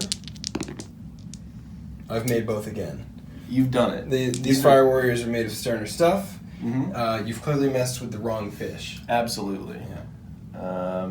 Okay, that's it for. Oh well, no. And then the multi-melted. So we'll do the multi-melted first, which should just be it's just heavy 1. So he did move. Does he ignore that always? Yes, that's and then it just adds 1 to ballistic skill when there's 3 of them. Yeah, the tri-tract ignores movement and shooting with heavy weapons. Tri-lobed, which is when you have the 3 of them, adds 1 to their hit rolls. Okay. So it's 4 to hit. Yep.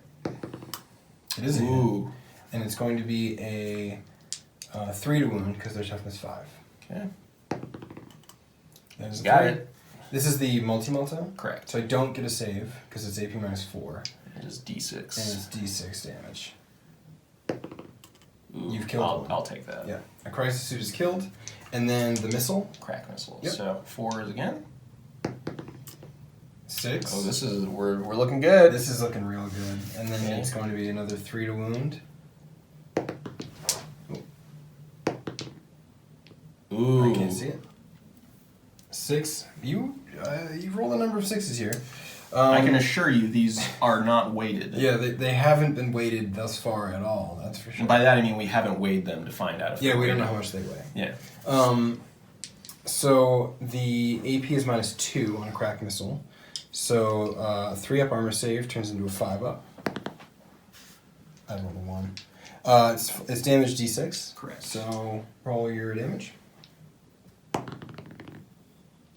That is another 1 dead. You've killed 2 crisis suits with 1 Heretic Blight Hauler. That's made up for the bad bile spurt. Yeah, I guess that was much. It seems like a good trade on your part. Buddy. Yeah, just rubs his little head there. Yeah. Scratch his head plate. He likes that. Whatever that is. Yeah, look at that face. Is that not the face of joy right there? The next thing in the shooting phase here is this Plague Burst Crawler. Excuse me, what? The plain glazed crawler. Thank I you. apologize. And it's splitting its attacks as well. Yes. Rick, you want to go over what it's doing? Sure. So the heavy stubber is going to go into this unit of 4 here. Yep. The Plague Burst Mortar is going to Yep. into this unit of breachers. Yep. And then we're splitting the spewers, sprayers, plague throwers. The gross boys. Plague throwers. Plague throwers. So one is going to go into this unit of 4 Yep. fire warriors, and the other one is going to go into this ghost keel. Okay. So we'll start with the heavy stubber. Okay. Into these 4. We moved. Get a BS of 4 up, so we're hitting on 5s now. Okay. And we've hit with none. That's none hits. None hits. Good roll, but none hits. Yep. It was a decent average roll. So now D6 shots on the breachers. Yep. Ooh. The big 6. All right. Looking for 5s again here. Okay, we got a couple. 2. Yep. 2. You can re-roll the 1 as well because of the thank demon you. prince. Thank you. Into a 1. Re-roll. Thank you. Yep. Yeah. Just showing you guys how that rule really works. There's a lot of clarification on this. This channel does a great job of demonstrating the actual effect of that rule. Yeah. Which is you re-roll the result you got. Yeah, exactly. Re-roll it. Yeah. Roll it again. Roll it again. A 1 becomes a 1. Yeah. Because that's the rule. So we've 2 hits. Yes. So So it's going to be 2s to wound, re-rolling 1s because it's a plague weapon. We'll re-roll that 1. Yep. See, now that time I messed up because I didn't roll a 1 again. You actually cheated, but I'll allow it. Yeah. Is it AP minus 2? This is yes, correct. Okay, so it's going to be 6 up saves. Nope. So that's 2 dead breaches. Okay. And now on to the plague flamers. Yeah. So which one's going first? Okay, this flambe is going into this right here. Okay. Gonna cook up some fish over there. Cook up some fish. All right, we'll do a little hibachi here. Yep. And then you're gonna do a big sturgeon over here. Yeah, there we go. Okay, so D6 shots over here first. The big 2. Big 2. Okay. And what's the damage or the strength? Strength is 7 at its current profile. So 2s to wound again. Yeah, that's 2 wounds. Okay. And is it what's the AP? AP is -1 right now. Okay, so they're in cover, so it becomes a 4 up. And I save 1, fail 1. So 1 strike warrior dies in that squad. Okay. Now D6 shots on this guy. Yep. That's 3. All your dice go in the only spots that you can't see. Yeah, I know. Okay, so it's 3 hits. Okay, so strength 7, so you need 3s to wound. Okay. There we go. Okay. Take 3. And then it's gonna be, let me think, -1 you said? Yep. So he's in cover, so his 3 up save goes to a 2 up for cover, and then becomes a 3 up again for the AP -1. Okay. And I failed 1. What's the damage? Damage is just 1. Okay, so he takes another wound. Okay. And that's it for him, right? Correct. Okay. And the next thing for Rick to fire is the other Plague Verse Crawler. And it will be firing the mortar into the breacher squad there. Both of the gross flamers into the ghost keel, and the stubber into that already harassed unit of fire warriors there. He's looking to try and finish the job. Yeah. Yeah. Finish what his father started. Yes. All right, so let's start with the mortar. Okay. On the breachers over here, so we're going to do D6 shots. Okay. 3. Take that. All right, he moves, so again on 5s. Yeah. That's nothing. Reroll the 1 though, because of the demon prince. Nope. Into a 1. Into a 1. That was effective use of the roll. Thank you. Yeah. Okay, so now the heavy stubber into this unit of 3. So 4 shots, hitting on 5s. Okay. Well, seems you've hit every time. Huh. So there's that. 3 wounds then. Okay. Okay. Pulled it back there a little bit for you. It's 2 wounds. -1. -1, so it becomes a 4 up. Okay. So another one is killed. Okay. And now the 2 spitters into this guy. So we're going to do 2 D6 shots. Look for big results here. The big result. 7, statistically average. and then it's going to be 3s to wound, rerolling 1s because of plague weapons. Okay. Oh, that's very good. That's tasty. Yep, that's very good. Okay. So that's 6. As a 6, yes, -1. -1, so these will be 3-up saves. These don't ignore cover, right? I haven't been like... Not that I'm aware of, but we'll check that while you're checking. I'll just roll while you look that up. No, does not. Poor roll.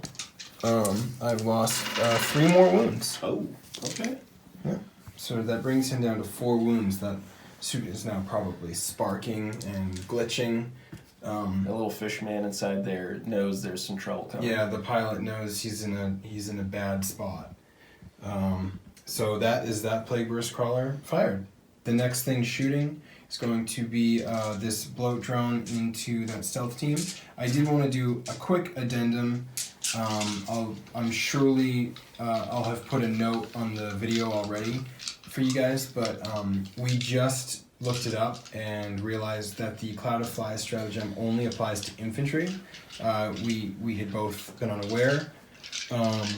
So that means that for the last 2 turns, Rick wouldn't actually have put Cloud of Flies on one of the Plague Burst Crawlers. Yeah. We've just retconned it and said that he's been putting it on this unit here of Death Guard the last 2 turns as a quick fix. Yeah. Because he didn't really feel like he should take back the CP that he spent, and it's more work to do that than to do what we just did. So, in our defense, this is our first time really running the Death Guard full force. Yeah, that's true. I mean, we didn't have a fully painted Death Guard army until this game, basically. Yeah. So, this is a game of firsts, definitely, for us. Yeah. Another thing I'll mention, actually, while we're here, and this will be the case for all games moving forward on this channel, is that the change they made to the fly keyword recently, where it only applies in the movement phase and not in the charge phase anymore. We won't be doing that. So the fly keyword is going to work the way it used to, where it applies to everything during any phase in which it would move. It can ignore cover. Ignore intervening terrain and vertical distances. This was developed as a fix, at least GW's intention was to fix a problem where people were getting 1-inch charges because they were deploying at the base of a building, technically 9 inches away from the thing that's at the top of a building, and then get a 1-inch charge and they just fly to the top without having to roll. The fix that we will do for this channel, instead of there being you not technically having the fly keyword during the charge phase, is that you have to deploy over 9 inches away from something horizontally. That will fix the problem, because it will then always be at least a 9-inch charge for anything coming in, whether or not it has the fly keyword.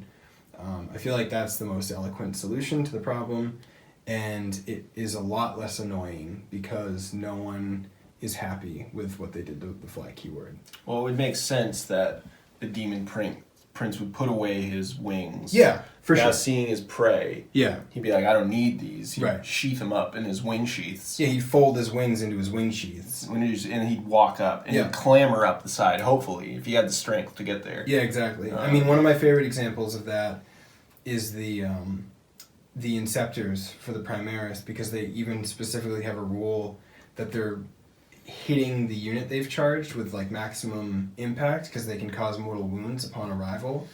The meteoric descent. Yeah. Which apparently at this point now means, I guess, that they're laying face down in the dirt and then hitting their jump packs and then sliding along the ground at maximum speed. Smashing into them with the tops of their heads, maybe, into their shins, causing mortal wound output with that kind of... I mean, you've hit your shin before. Oh, I've hit a shin. It hurts. It does hurt. Right on the coffee table? Yeah, that's a mortal wound-worthy pain, I would say.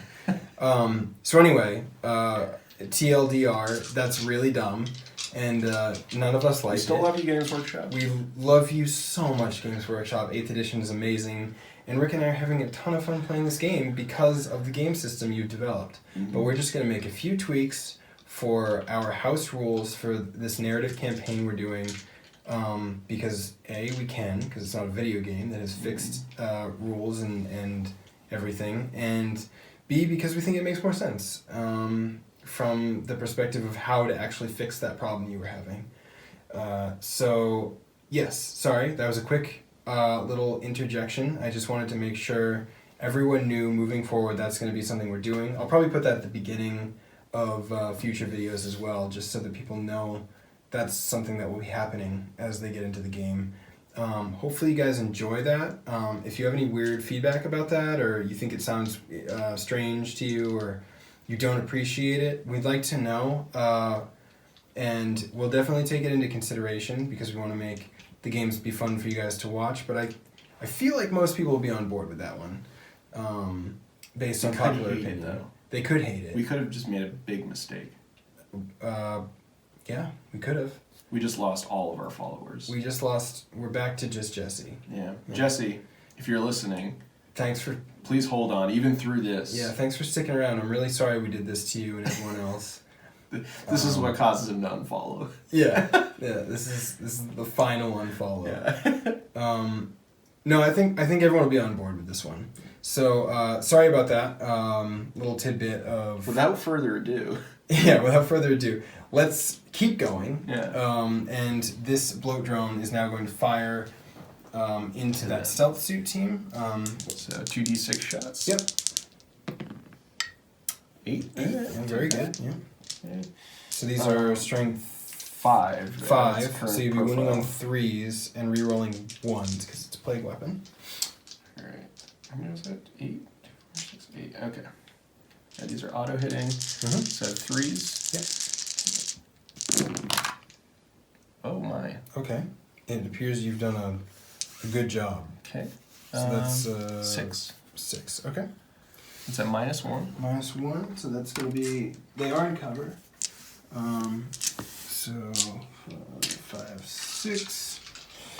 So it's going to be 3 ups. Okay. Nice. Really good. Is it 1 damage? Yes. Okay. So 1 is killed, and 1 is on 1 wound. Okay. And then this is going to be the next bloat drone. I think the final shooting you have? That's it for... This will be it for the Death Guard. Okay. So he's firing into this fresh unit of stealth suits up Yeah. on the top of this building. I was thinking about putting it into them, but then I remember that he's still at full strength, full profile, so we're going to see what we can do to these guys. So looking for some big results here, 2d6. Yep. That's not big. That's 4. Definitely not big. I might re-roll that. It's not big, but it is true. It is. It's very true. You think you're going to re-roll 1 or both of those? I think I'm going to re-roll 1. Okay. Yeah, I'll spend a CP to re-roll this. Okay, I'm going to see if I get one back. I do. Well, that means this is obviously going to be a 6. It better be. It's a 3. It's better than a 1. That is true. So I'll 6 auto hits. I'll split it up the middle. Okay, now this is 6. So they're toughness 4 though, so it's still 3s, right? Yeah, 3s re-rolling 1. Okay, re-roll the 1s. Okay. Into a 2 and a 1. Yeah, you've re-rolled as you do. Really strong. So that's 4 at AP -1. Okay, and they are in cover, so it'll be 3 ups. I failed 1, so 1 is on 1 wound. Okay, so now we are into the Death Guard charge phase, turn 2 for the Death Guard. Rick is going to open with this bloat drone because this bloat drone has advanced this turn. This bloat drone is going to attempt to charge that unit of stealth suits there. Now, I could, for the greater good, with the Ghost Keel and Overwatch, like double Overwatch, but I don't want to waste the Ghost Keel's Overwatch potential in case Rick tries to charge me with that Demon Prince. So I'm just going to do the natural Overwatch of that stealth unit against the bloat drone first.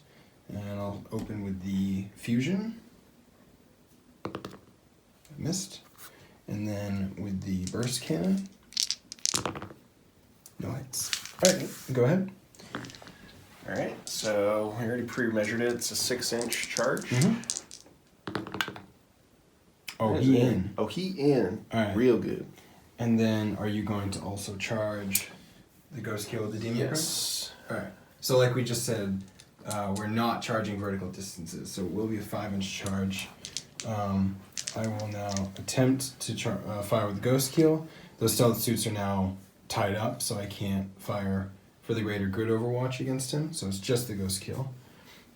Fusion Collider gets D3 shots, the big 3. 2, 3, 4, 5. Hitting on 6s. No hits. Alright, and then let's see if you can get in. Okay. Looking for 5. Mm-hmm. Oh no. That's a 4. I'm assuming you want to spend a CP on Yeah, I will definitely spend a CP on that one. Okay. Let's see if I get one back real quick. Oh my god, I got another one back. Alright. So you reroll that? So now, I know this is shocking because we just explained this. We are going to actually ignore the proper way. We're gonna try to break the rules. The rule of rerolling 1. Rerolling a result. Yeah. Into its original to the result. it already was. Yeah. So we're not going. I'm trying to not. This is cheating. All you need is a 2. Yeah, easy. Just cheat, get a 2. It's a 4. It's You've a made 4. it in. Alright, so your charges were successful, and then we will move on to the fight phase coming up. Alright, things are looking pretty bleak right now for this ghost kill. The Demon Prince has made it into combat, and he's only on 4 wounds as it is. Rick, you are welcome to begin hurting it with your Demon Prince. I'm gonna do a heckin' hurt to it. Yep.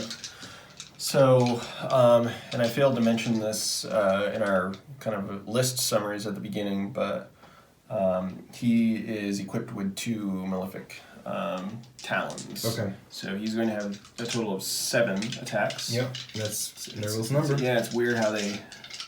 I wonder if they... Do you think they even thought about that when they wrote that? I don't think... there's no way. Yeah. Yeah. That they could possibly have done that math. There's no way. There's just no way. It's like knowing Clark Kent is Superman. Once those glasses are on, there's just no way. How is that possibly Literally the same no person? way. There's no... It literally couldn't be. Literally couldn't be. Literally couldn't be. So here we go. Yeah. He's hitting on 2s, re-rolling 1s because he's so inspired by himself. Yeah, he's really impressed with himself. Yeah, he looking at the mirror, he's trying to catch like a glimpse of himself in the sheen of the suit. Yeah. So all right, here we go. We got a couple 1s we can re-roll here. Yep. Okay. So they've all hit. Yep. Shocking. Yep. No death to the false Tau Empire. No, it's no death to the greater good. No death to the false ethereals. Yeah, it's shocking again. Yeah. What's his toughness? 6? His toughness is 5. Sorry, it is 6. Yeah. Okay, so it's still gonna be 3s either way to wound. Okay. And this is not considered a plague weapon, so it won't be just re-rolling. won't be re-rolling 1s. Okay. Just looking at straight up 3s. Mm-hmm. You've wounded with all but 1.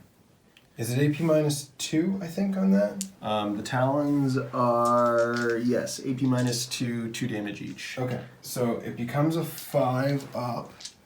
And let me see. I'm going to attempt to put 2 of those hits on the drones, the stealth drones. Okay.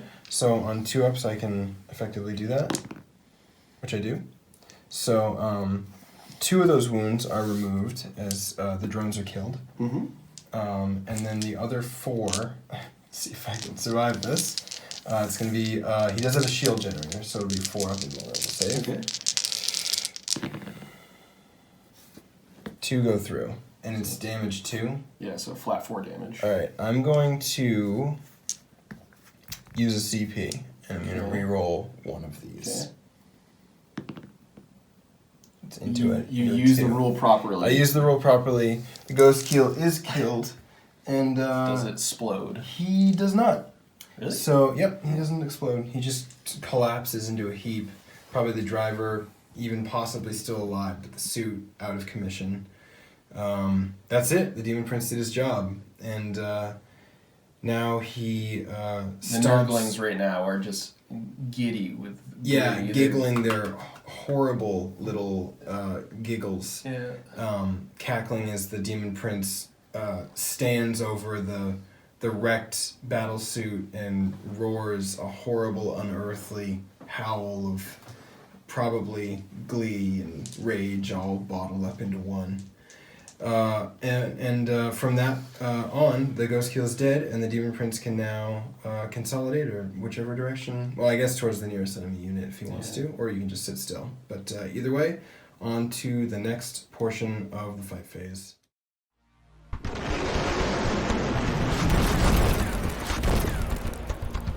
Coordinated firing arcs.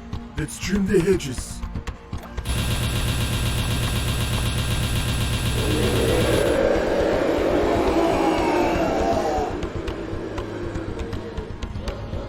What is that thing? Significant intoxication.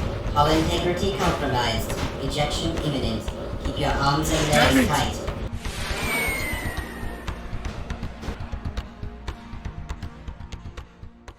And the Demon Prince sort of just probably rolls sloppily off the top of the Sky Shield landing pad, smashing that defensive position and landing right in front of these very troubled stealth suits here.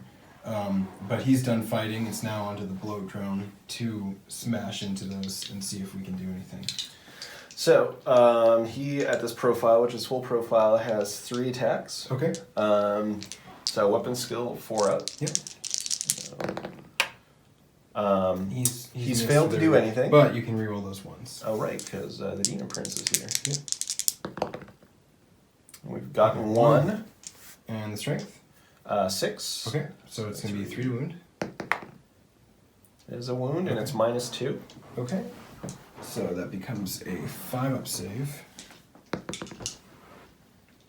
Which I make. Fantastic. He's done nothing. Okay. And oh, then, he's done plenty. Oh, he's done quite enough. Thank you. And Thank then you. now the stealth suits are going to fight back against the blow drum. Okay. So they're hitting on 5s. And I've missed with everything. Classic Tau combat phase there. Truly, we can see why the Tau abhor combat at this point in the game. Mm-hmm. And I think that's the end of the fight phase. That is it for Gethard. Which means that is the end of the turn. I may have to do some morale. If so, I'll come back to that in just a second. And if not, we will move on to Tau turn 2 coming up.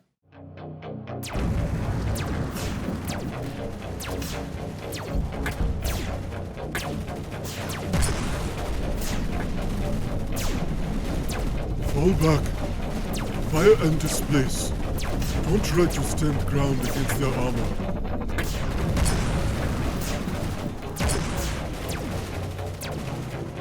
Commander, we can stand ground. Buy them time. Do not waste your life, soldier.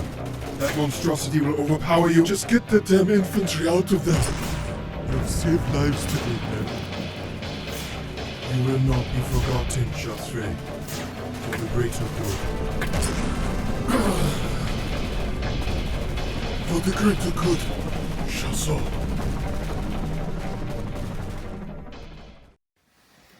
Alright, and we are back at the end of the Tau movement phase, turn 2. And things are looking a little desperate at the front line here. The Tau have decided to fall back, basically, with their front line and push forward a little bit with their back line, trying to mitigate the sort of isolated nature of the front line here. So I fell back with all these fire warriors. They're making sort of a tactical withdrawal. The Fireblade's still standing behind them to attempt to offer some supporting fire, and that crisis suit, the lone survivor from the last turn, is staying where he is. He's trying to stay in there and support the infantry in front of him as they fall back. And then this Breacher team, I actually did advance backwards. They're in full retreat, trying to get to a better defensive position since their guns are short range. they weren't much use yet at the front line, and I didn't want to just have them sit there and get obliterated, so they fell back even further, preparing to make a second wave defense, sort of. Over here, these breachers actually move forward to be about the same range away from the back line, and they're going to try to provide some sort of desperate shotgun defense over here, as well as the stealth suits, which you can imagine maybe sent a message to the commander saying to pull back the infantry, and that they would sort of attempt to be a distraction that slowed down the advance of these large monsters over here that they're dealing with, maybe to make a noble sacrifice so that the rest of the Tau can get away to safety. The breachers here also moved up. A lot of them stayed stationary, but I did move the commander forward. The commander has a drone controller, so I'm hoping that I can maybe benefit the drones a little more by jumping forward like this. This back gun line of broadsides and the Riptide and the Ethereal with those drones over there, they all stayed stationary. But these crisis suits moved forward last turn. They stayed stationary this turn. They're well within range of these targets here. They're going to try to back up these infantry squads so that they're not left out in the open. And another thing I'm going to do while I have the camera running is announce that I'm doing Branch Nova Charge again on the Riptide to give him the 3-up invuln and the Nova Charged gun again. I'm going to see first if he ignores the Mortal Wound with Sense of Stone, which he does not, and then I'm going to see if I get the CP back, which I do not. Alright, so he takes another Mortal Wound, and I've lost another CP, but he does have Branch Nova Charge active now. And now we will go into the Tau shooting phase, coming right up. Okay, for the first step in my shooting phase, I did want to go over quickly. I moved those drones after I declared that my movement phase was done. I remembered that I meant to do that, so they're now in range of the broadside that has the drone controller as well. But the first thing I'm going to shoot in the shooting phase is this back drone unit here is going to fire their marker lights into that bloat drone there. So they're also within range of the commander. So I'll roll one at a time. I need 4s to hit. And the first one hits. So I can re-roll 1s on the rest of these. They all hit anyway. Huh! So I've hit with 4. I am going to use a CP to do the uplinked marker light. What's it? I can't remember the name of it. That is what it's called. It's what it's called, yeah. In the rulebook. Let me see if I get a CP back. I do not. And what that means is I don't have to roll for the D3. It just becomes the top profile. So now there's 5 marker lights on that bloat drone. And that is, I'll have to think about what I'm going to do next. So I think the next thing I'm going to do here is I'm going to fire with this back stealth team here. They're going to fire the burst cannon is going to go into this unit of cultists, and the fusion is going to go into that lit up bloat drone there. So I'll fire the fusion first. And it's hitting on 3s with the marker lights, re-rolling 1s. I've rolled a 4. It's wounding on 3, strength 8. I've rolled a 1. That does nothing. And then the burst cannon against the cultists. Hitting on 4s. I will re-roll one of those with Cecilia. It's still a miss. And then 3s to wound. 1 wound. On the cultists? Yeah. And there's no AP on that. It's a 6-up? Yep. Was that 2 or 1? Just 1. Okay, so Big cultist rip. is killed. Which unit was this? This chunky blob right there. Sorry, friend. Okay, and then the other team of stealth suits is going to do basically the same thing. I'll open with the fusion on the bloat drone, and then I will fire the burst cannons again at that cultist unit. So I'll start with the fusion. It's a hit on 5, 3 to wound, It is a wound this time. You get your 5 up demon save. Uh-oh. That's a 2. How many damages? 2d6, picking the highest. It's a 5. So now you get 5 disgustingly resilient saves. See how many no pains he feels. Yeah, let's see how many no pains he feels. He's felt 2 less pains than he could have. That's pretty So good. he takes 3 wounds. So it puts him down to 7 rounds. And then I will do the burst cannon. Zzz, plural. It's force to hit. That was a terrible roll. Cecilia, let me see if I can reroll one of those to hit. I can. Get rid of all those. And then 3s to wound. It's 3 wounds. And then you get your 6 up saves. Let's see it, boys. See if those rags do anything. They Good don't. roll, but... The pulse fire tears through their And flesh. now they feel no pain? Oh yeah. And now this unit of breachers here is going to fire at the lit up bloat drone again. So they're hitting on 3s, rerolling 1s. Roll 2 1s. And then I can reroll the 2 with Cecilia. Okay. Very good roll. All but 1 have hit. Now I need 5s to wound. Okay. Okay. 4 wounds. 4 wounds. And the AP at this range is -1. So you get a 4 up save against that. Easy. So easy. Ooh, See how easy that was? That's ugly. You See how failed easy that was to fail? 3 of those. Now let's see if you can be really gross and not feel that pain. He's just flexing right now, trying to push out more little Yeah. pustules. Exactly. Just get really gross. Yeah. See, look at how gross. that. He's ignored 2 of them, so he only takes 1 more wound from that. 2 of those rounds are soaked up by those pustules that I just referred to. Exactly. And then while we're here, I will just. I think you should. I think you're just done shooting at him, right? You think I'm just done shooting at Yeah, him? I think that's a respectable amount of damage. Yeah, no, I get your point. These 3 breachers are now going to fire at him. Right there. And then we just talked about this. Yeah, we did. Okay, See what I mean? so I reroll the 1. It's a bad roll. And then Cecilia lets me reroll 1 of these. Okay, that pulls it back. And then 5s to wound. Okay. 3 wounds. Okay. All right. Okay. This is again at the mid-range, so it's AP -1. So you get 4 up saves. Bam! You failed 1.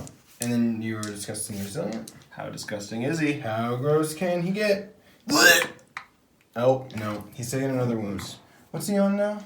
That will put him at 5. Put him at 5. Wait, Now- how many did he start with? 10. He took 5 He took 5? from the fusion.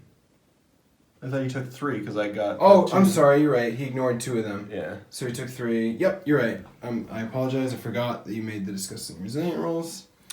That's why I was trying to convince you that shooting anymore. It was a bad waste. idea. Yeah, it's just a waste. Yeah. Okay. So now I think I'm going to fire the crisis suits at the bloat drone. Actually, you know what? Hold on, I'm going to check something off camera. Alright, so we just checked it, and actually the Riptide over in the corner can see this bloat drone under the Sky Underneath Shield it all. landing pad. What's that? Underneath it all. Underneath it all. Yeah. Yeah. Beautiful. So he's actually going to fire next, and I will be firing his Nova charged ion accelerator. And he actually also has target velocity tracker, so he's getting +1 to hit things that have fly, and he's getting the Markalite buffs, which means he's actually hitting on 2s, rerolling 1s. That's really bad. It's really good for me. But let's see what happens. I've rolled 2 1s. And now I've rolled no 1s, because this was a 4 and a 5. So those all hit. And they're strength 9. So it's going to be 3s to wound. Uh-oh. And I've wounded you 4 times, and it's AP -4. So you get 4 5 up demon saves. Let's see what happens. How many damage are these each? The damage 3. Ooh, Yeah. that's troublesome. Flat 3 damage. Well, this should be easy. Yeah, like gonna I be said, easy. Yeah. Yep. See how easy that was to fail all those? It was easy to fail all of them, you're right. Mm-hmm. That's 12 disgustingly resilient saves. Let's Again. see what happens. Easy For a for a pustulent old Pustulent? daddy like me. Exactly.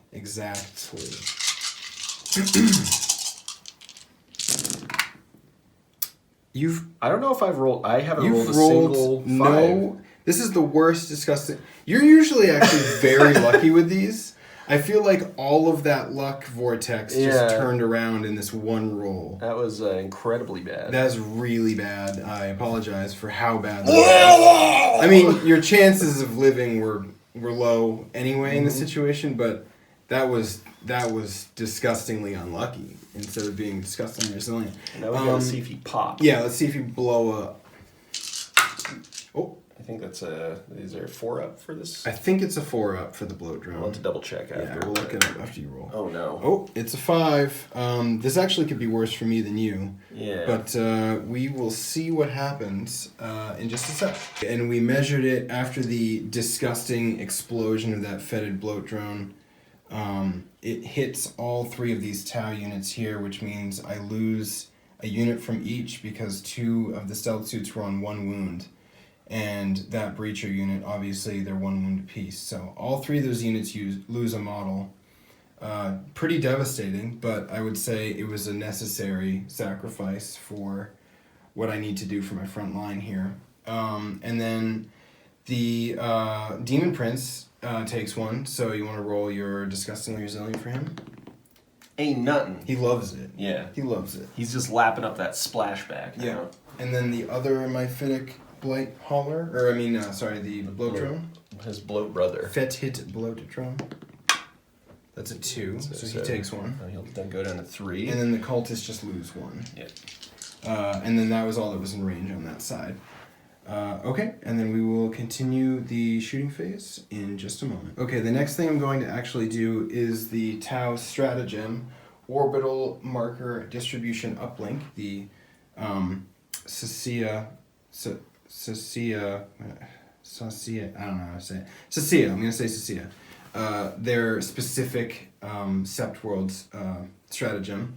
And I'm going to place it actually on the other bloat drone that's still alive, which just puts 1 marker light on everything within 6 inches of that, including it. So now that cultist unit, the fetid bloat drone, the Plague Burst Crawler, and the Demon Prince all have 1 marker light on them. And the Demon Prince has also become the nearest unit for this Tau flank. So hopefully we'll see if that does something. If I can bring it down with shooting. So now there's 1 marker light on each of those, and I'm going to use this next unit of drones back here to light up the Demon Prince further if I can. So they are next to a drone controller. Hitting on 4s, rerolling 1s now because of that first hit. I've hit twice, and I got 2 1s, so I reroll. Okay, well, that's all 4, so now he's on 5 marker lights again. And then I will think about what I do next. Now that the Demon Prince is fully lit up, actually, before I move on, I should see if I get either of the 2 CP back that I just spent for that stratagem. I do not, so I lose 2 CP. Now I'm going to fire the first of the 3 broadsides at him. Their plasma is not in range of anything, so it doesn't really matter which broadside I'm shooting. They can all see him, and their plasma can't hit anything, so I'll just start with 1 of the 3. So he is, he's going to be hitting on 3s, rerolling 1s because of the marker lights. I've rolled a 2 and a 1. So I get to reroll the 1 using the marker light, which hits, and then I get to reroll the 2 because of Sacia into a 1. And then strength 8, so it's a 3 to wound. I've rolled a 1. Pretty good rolling. The next broadside, both hit, both wound, and this is a mortal wound in addition. So you get your 5-up demon save against those 2. You failed both. it's 2d6 damage. Ooh, it's 8. That's exactly how many wounds he has. And that turns to 9 because of that mortal wound. So roll your disgusting resilience if you dare. I don't know if I do. Maybe if I don't, do I just not roll at all? And then you just are fine? Yeah, and then I'm fine. Yeah, that makes sense. Alright, so we'll do the 8. Okay. Oh, well, actually, it'll you just do them all 9. at once, Yeah. Ooh! Okay. So he is alive. You save 4 of them, which means that he's actually only taken 5 wounds. And he is still alive. And I do have one more broadside. The tower. This is what the tower really good at: is picking a unit and deleting it. Saying you're not a unit. Yeah, I've unmade your unit hood. So let's see what happens with this last guy. They both hit. An omen of sorts. For sure. 1 wound. You get your 5-up demon save. Ooh, I saw it for a second. D6 damage. It's 5. Boy. That's gross. Let's see what happens. Blessings from Papa Nurgle. Coming down. Yeah. Or up, or wherever he is. Oh, he wasn't. He wasn't there for paying us. attention. No, he was looked away for a moment. Yeah. Probably got a notification on his cell phone. Yep. Popped up. The Demon Prince is now dead. Big rip. That is the big rip. He's gone, folks. This is very different from my first turn. This is sort of the opposite of that. Demon Prince is gone. And let's see what I do next. Can't hold. Overrun. The enemy are fire teams overlapping fields of fire. Marker light network activated. Lock on my signal mark. Real fusion and plasma weapons to bear. Fire for effect. Bring those abominations down!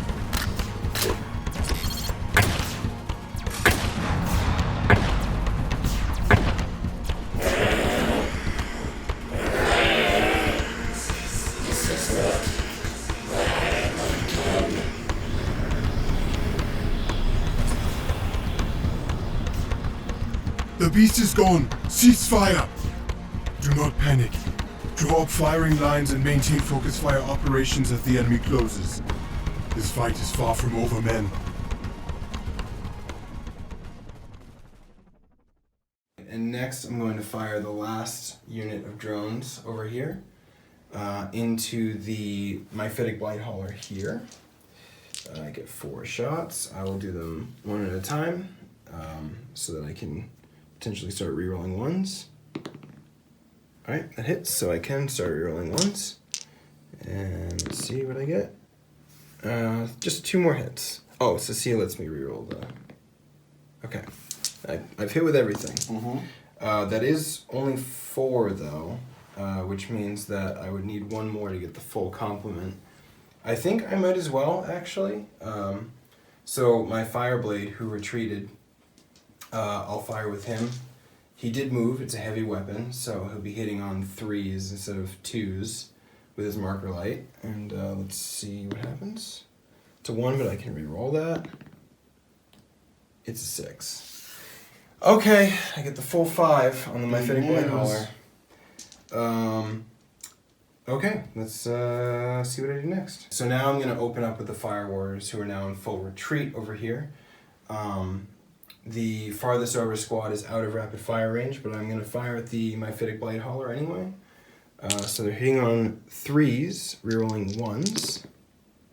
I can reroll the 2 with Cecilia. Still a 2. And then it's 5s to wound. 1 wound. You get your full save there. Okay, it's fine. The next squad is another 4, but because there's a fire blade there, and because they're in half range, they each get 3 shots. 3, there you go. And they're also hitting on 3s. So that's the only miss. And I do get to reroll that with Cecilia. They've all hit. They're winning on 5s.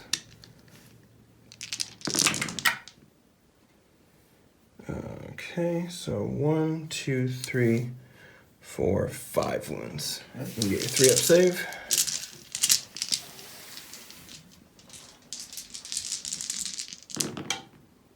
Okay. Look at that. You save them all. And then the last squad, there's only 3 guys in that squad. They are also in rapid fire range. Reroll the 1s. Juicy. Some juicy hits there. And then wounding on 5s. Less juicy. 1 wound. This will be the one that goes through. Yeah, this will kill it. In a single It just shot. explodes. Yeah. It's the Saving Private Ryan moment. Yeah, exactly. No, you did save, and my Heretic Blighthauler's taken no damage from the retreating fire warriors. That's understandable. I will now fire the crisis suit, the one remaining crisis suit over there at him. He's got 4 shots with his 2 missile pods. He's hitting on 3s.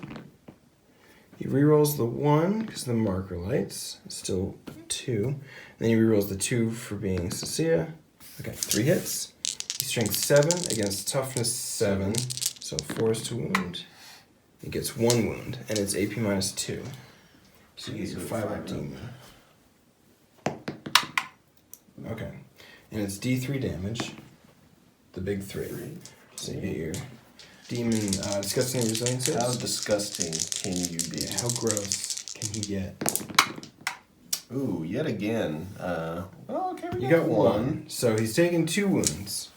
Could have been better, could have been worse. Pretty middle of the road for the results over there.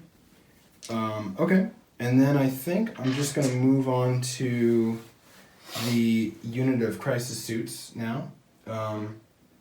I think they're my last thing. Yep, they're my last thing that I can fire with. So I'll be firing them at my Heretic Blighthauler over here. The blow drone? Sorry, yes, the blow drone. I keep calling things the wrong things. Everything just has a gross name.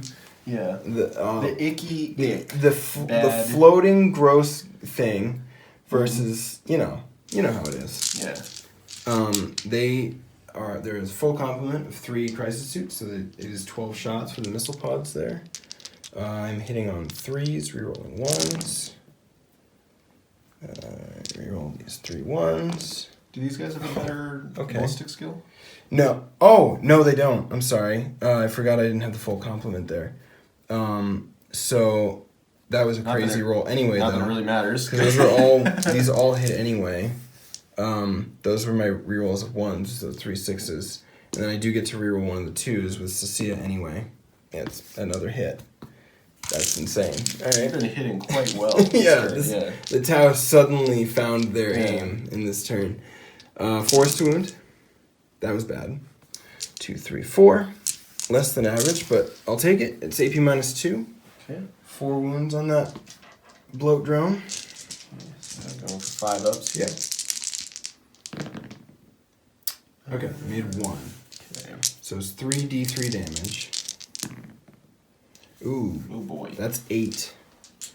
If you fail 3 of these, he's dead. It's ripped for him. It pops. It's a pop. That fly gets swatted. And it looks like you just... I filled 4. You failed 4. That's a dead bloat drone. Now, does he pop? Yeah, let's see if he pops. He doesn't. Which, luckily, that would have only damaged your guys this time. So, that is lucky for you. And that is the end of my shooting phase, and I believe it's the end of the turn. How many cultists were lost from this unit? I think they have to do morale. 5. 5, okay. So, their leadership, is it 6? Yes, with the champion. Okay, so if you want to roll for them, and we can calculate if they lose any. If you roll a 1, they won't. lose anything. But anything above that, you will start losing things. Oh, that's a 5. Which means that you actually lose... If your leadership is 6, yes, it you is. would lose 4 from that. Well, that's easy. That's a lot. You now have 2 one-man cultist teams. Well, see, that's a strong tactic. People don't realize, but I'm going to show you why it's important. You're going to show me the power of the one-man cultist team. Yeah, this is all part of my master plan. It's coming to fruition. I have a feeling you're going to conduct a pincer move with these 2 guys. Yeah. Get me on both sides. These 2 will end up winning the game solely. Yeah. You're gonna catch me in a crossfire, the likes of which I've never seen. You'll get caught up in the... I'll get caught up in the crossfire. Yeah. You're gonna create a kill box that is just unprecedented volumes of fire, enfilade and defilade. I won't be able to get away. It's gonna be horrible for me. I have you right where I want. Yeah, right. This is exactly. You may be playing Nurgle, but this is a Cinchian moment of just as planned. Alright, so that's the end of my turn. I would say much better than my first turn. The Tau... 2 bloat drones and a demon. And a demon friends and a bunch of cultists. The Tau obviously are in... they're making a tactical withdrawal from the front line, so I'm losing ground, but they're clearly bristling with defensive...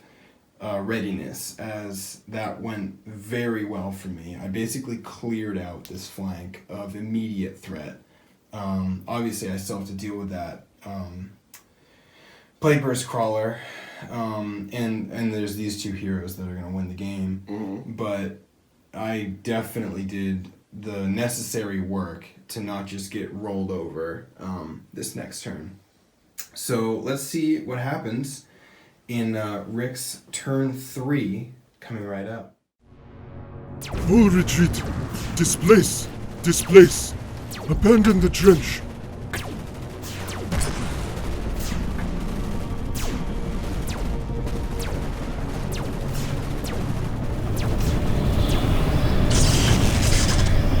Move out.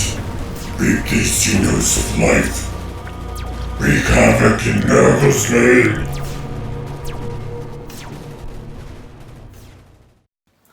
Okay, so at the beginning of Rick's turn 3, he'll be rolling to see if he gets reinforcements for everything that he's lost. So if you want to just roll for them one at a time, and you want to declare which thing you're rolling for. Yeah, so this will be for the grossest bloat drone out of the 2. You know which one that is, right? Of course, the grosser one. Yeah, you paid attention. Yeah, I was paying attention. Okay, so on a 4 up. Yep. He's not returned. That's half of what I needed. It's half what you needed. For paying attention mathematically. Yeah. I'm trying to stay focused here. Yeah. Now, I'm going to now roll for the second grossest bloat drone. The second grossest. Yeah, for those taking notes at home. Yeah. Okay. And he does come back. Yeah. He was still gross enough to return. Yeah. And we kind of house ruled, or we decided that we would house rule. And not bring back characters as part of the reinforcements? For narrative reasons, we thought it didn't make sense. And whether or not that Demon Prince is actually dead in the story, we at least decided that he wouldn't be making an appearance further in this game.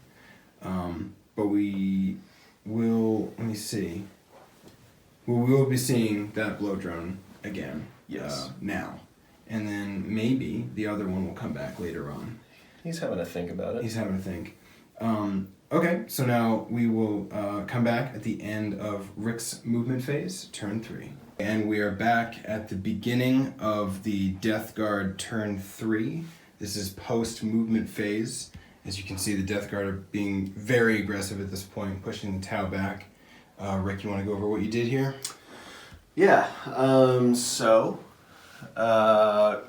advanced both cultist units up here. Really starting to come together with our pincer movement. Yeah. As perfectly executed, as I was explaining, with these 2 single man units of cultists. The trap is basically fully sprung. Oh, absolutely. I've got you right in my clutches. Yeah, I think my left flank is about to collapse, basically. Yeah. Get ready for the big rips this turn. Yeah. I used 2 CP, so we successfully brought the second grossest blow drone, if you remember, back. And then I used 2 CP. I don't remember what the stratagem is called, but it basically allows you to bring it on the board fully within 6 inches of any table edge as long as it's not in the enemy's deployment zone. So Yeah. I brought him in right here. I think it's called outflanking maneuvers, and it allows you, instead of bringing your reinforcements back from the back line, you're allowed to bring them back on any table edge that isn't my battlefield edge, which is 12 inches. back line here. Yeah. So as long as he is out of 12 inches of that, it even allows you to be within 9 inches of enemy units. It doesn't say anything about not being able to do that. So he's put it right there, clearly within 9 inches of those breachers. Okay, what was next? So we also brought in my warlord here, the Lord of Contagion, and his bodyguard unit here, the Death Shroud. So he saw his moment to seize an opportunity here. We're going, we don't know why yet, the narrative will explain this, but we're making our way in. The Tau did not see this coming, obviously. They've been caught a little unawares. And so the warlord and his bodyguard are making for a hasty maneuver here, seeing a moment to seize them, caught off guard. So I brought them in here. And I used the stratagem Cloud of Flies to put on the Death Shroud unit so they can't be targeted unless they are the closest unit. The rest of the movement is pretty much normal movement across the board.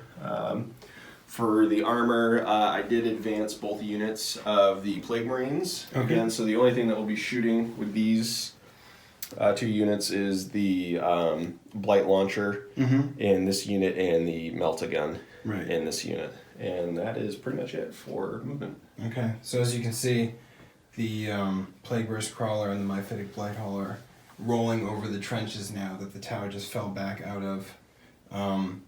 Clearly dangerously encroaching on this flank.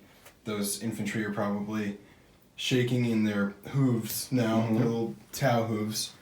And then over here, the Tau, unknowing what the Death Guard really had to bring to this fight, left a wide berth open on this left flank, and the Death Guard warlord has exploited that opening, dropping in his troops here and creating sort of an unexpected flank attack that the Tau are unprepared for, clearly.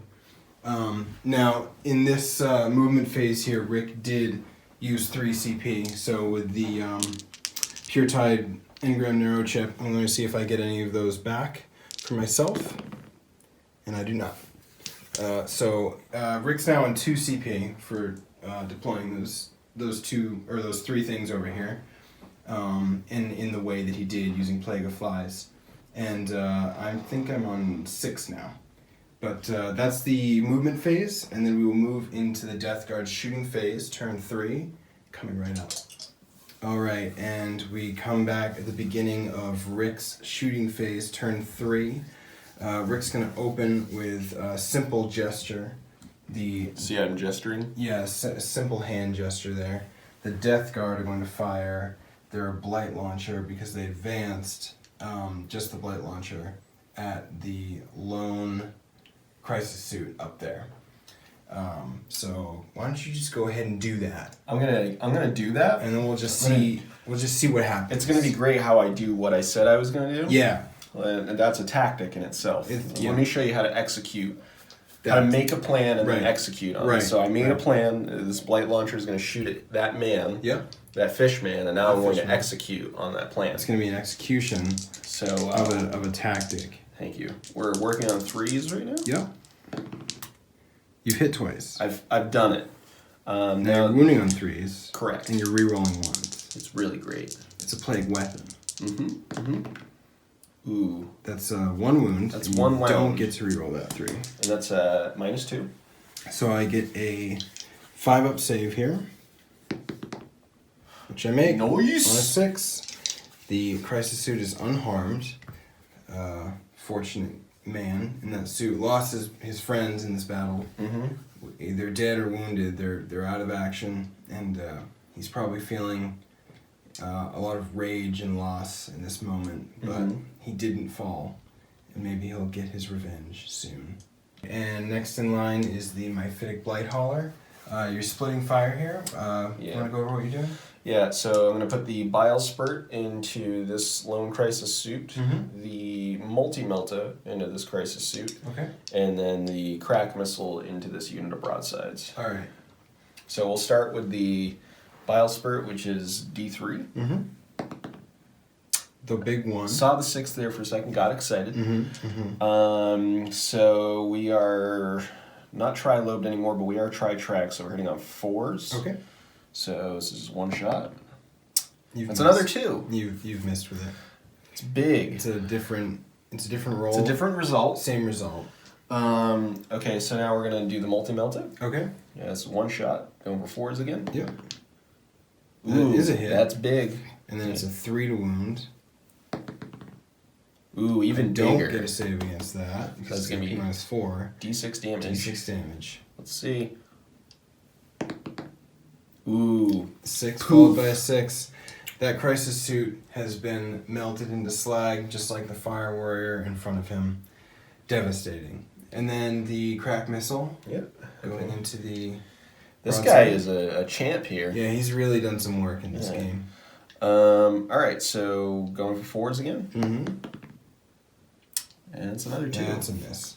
But I'll say that's worth. Yep, that was a good result. He killed that Crisis suit in a single shot.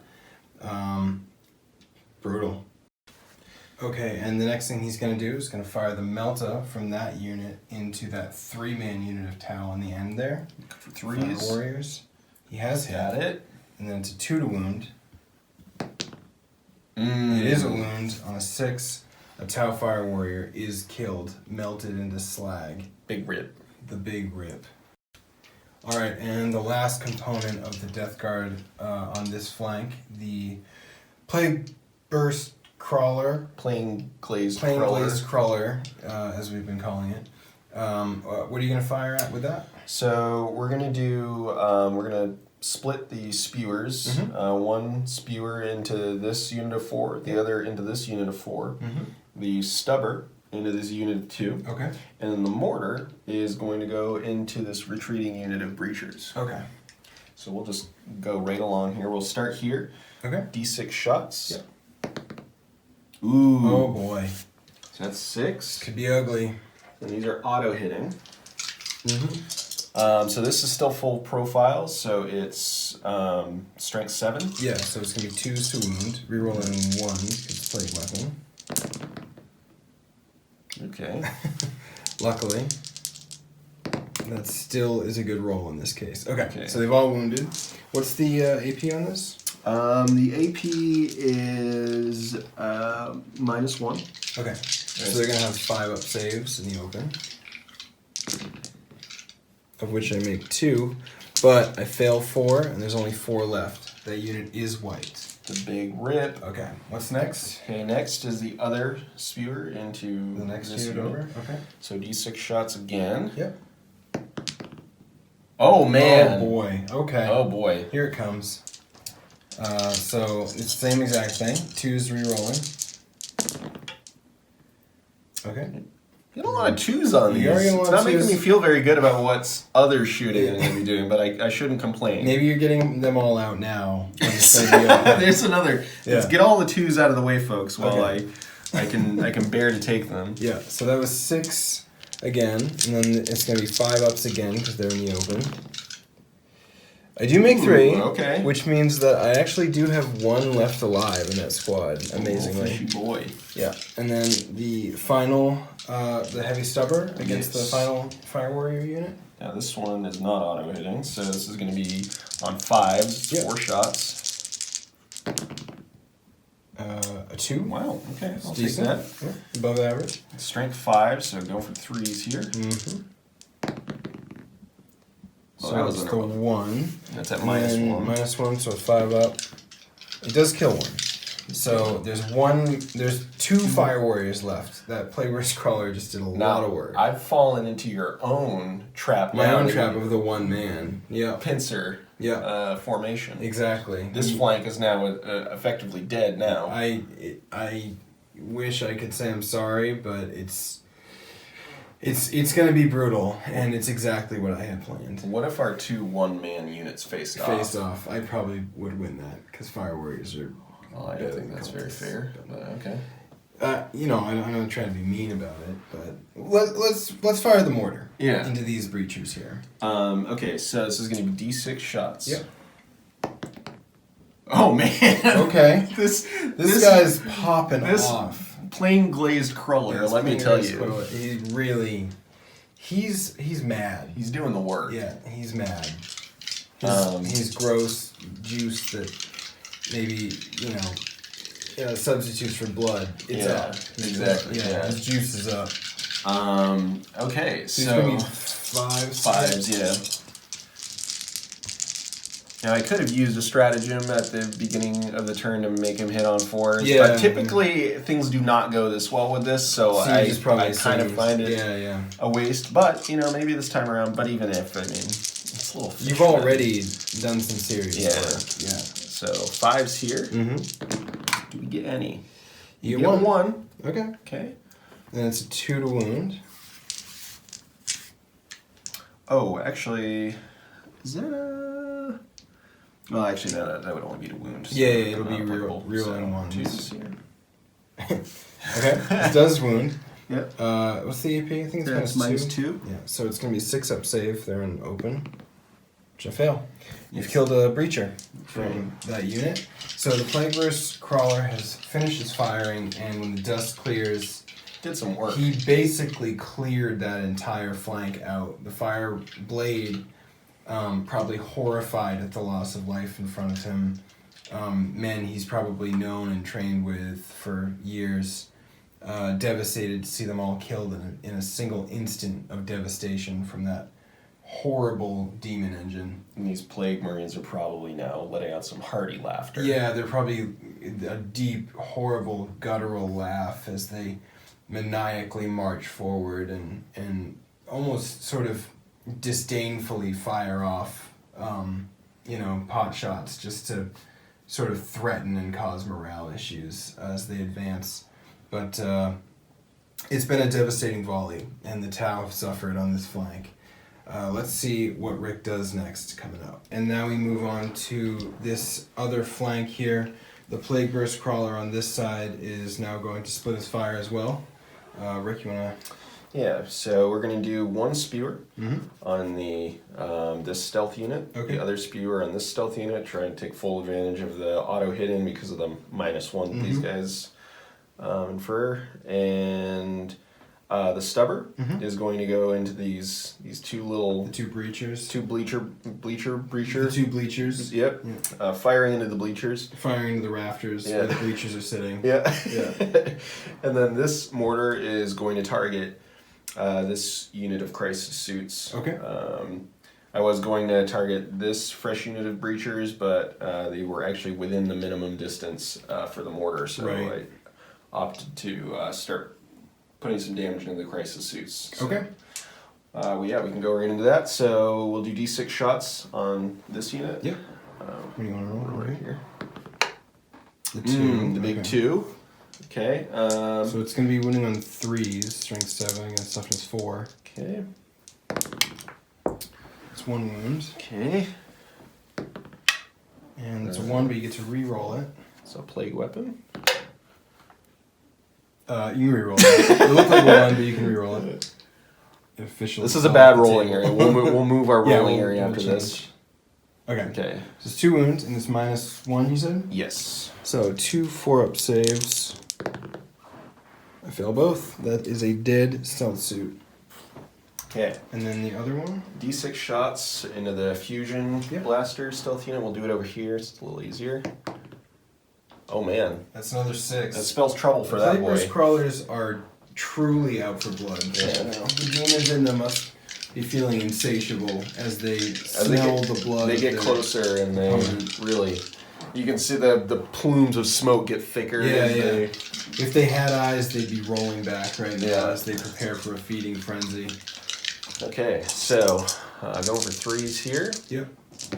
You're rolling 1s, which holy boy, mother. 3 1s, 4 1s. We're just gonna ask Papa Nurgle to take that, roll that back for us a little bit. So this is a miss. So you do have 1 wound so far. You want to reroll that? That's pretty cocked. Yeah, sure. That's 2 more wounds so far. Okay, there we go. So that's 4 wounds in total.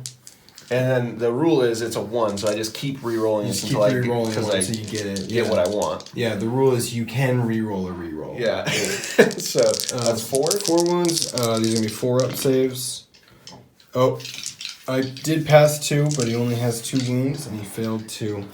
So that stealth suit is also killed. Bringing my stealth suits in, total down to 1. Horrifying. Okay, so now the stubber. Into these 2 breachers. So this is 4 shots. Mm-hmm. We did move, so we're hitting on 5s. Right.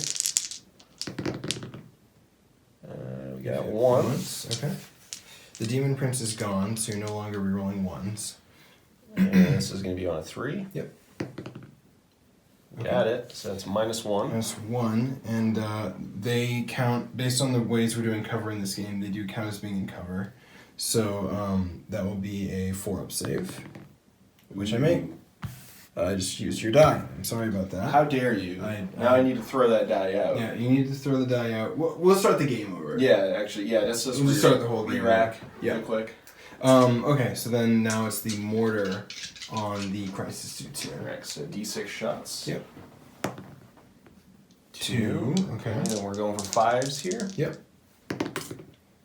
We got 1. Alright. And I am gonna put this on a drone. Okay. But you have to. I think you have to roll as if it's the crisis suit that you're hitting. Just let's roll and we'll see what happens. Okay. I'll look up the roll and make sure we get it right. This will be a 3 to wound. Yeah. That's roll a a 1, but it is a plague weapon, so you can re-roll it. I've followed the rules properly. Okay.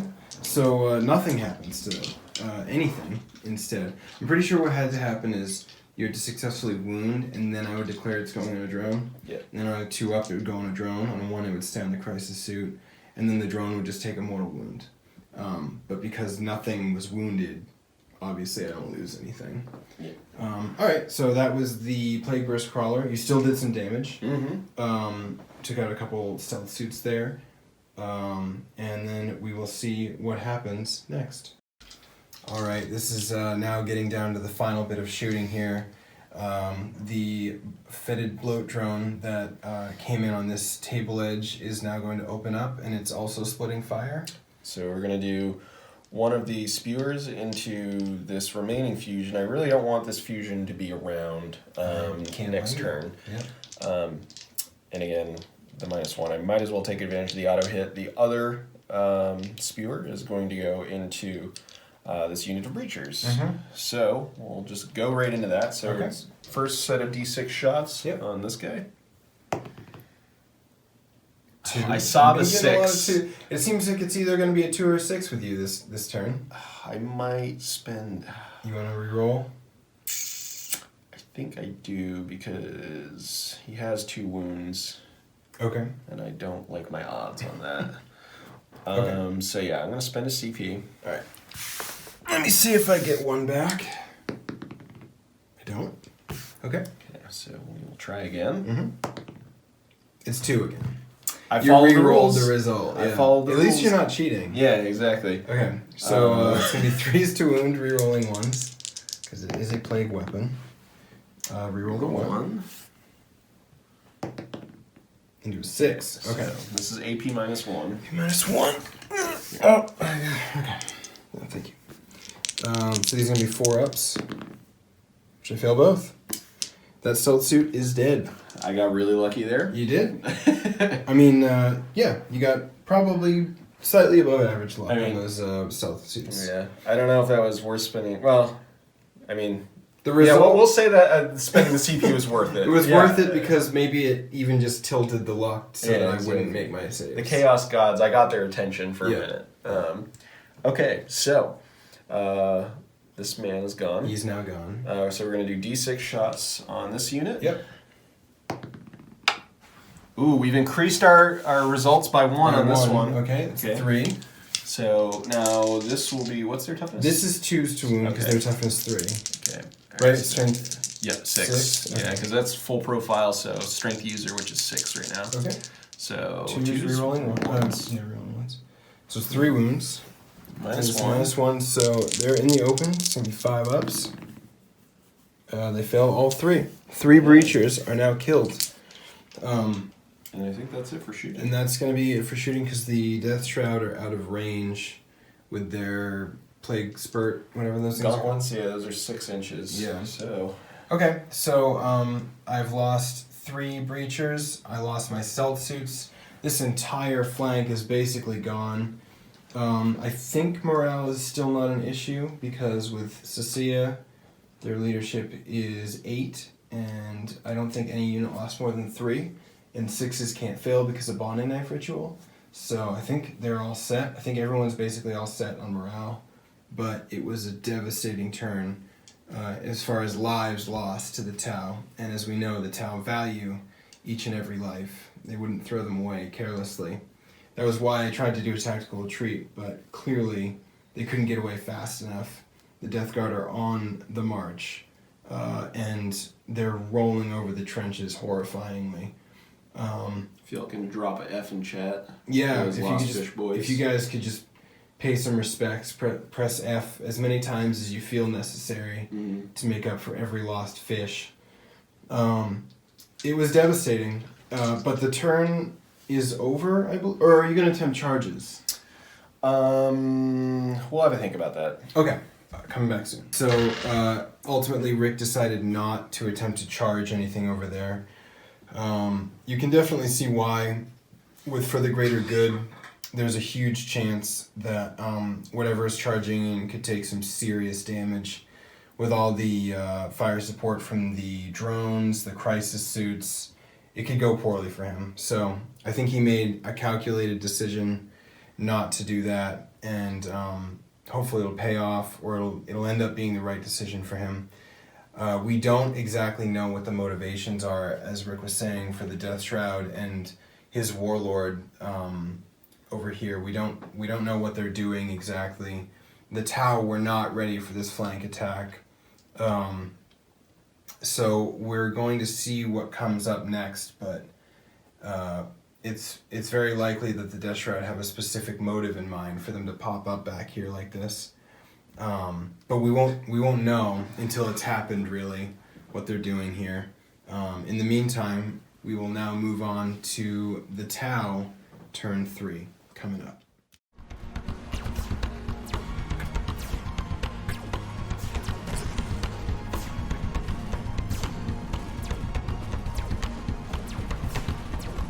The right flank has fallen. I will try to make them pay. I am here with you, Chasman. We will make them pay for this despicable loss of life.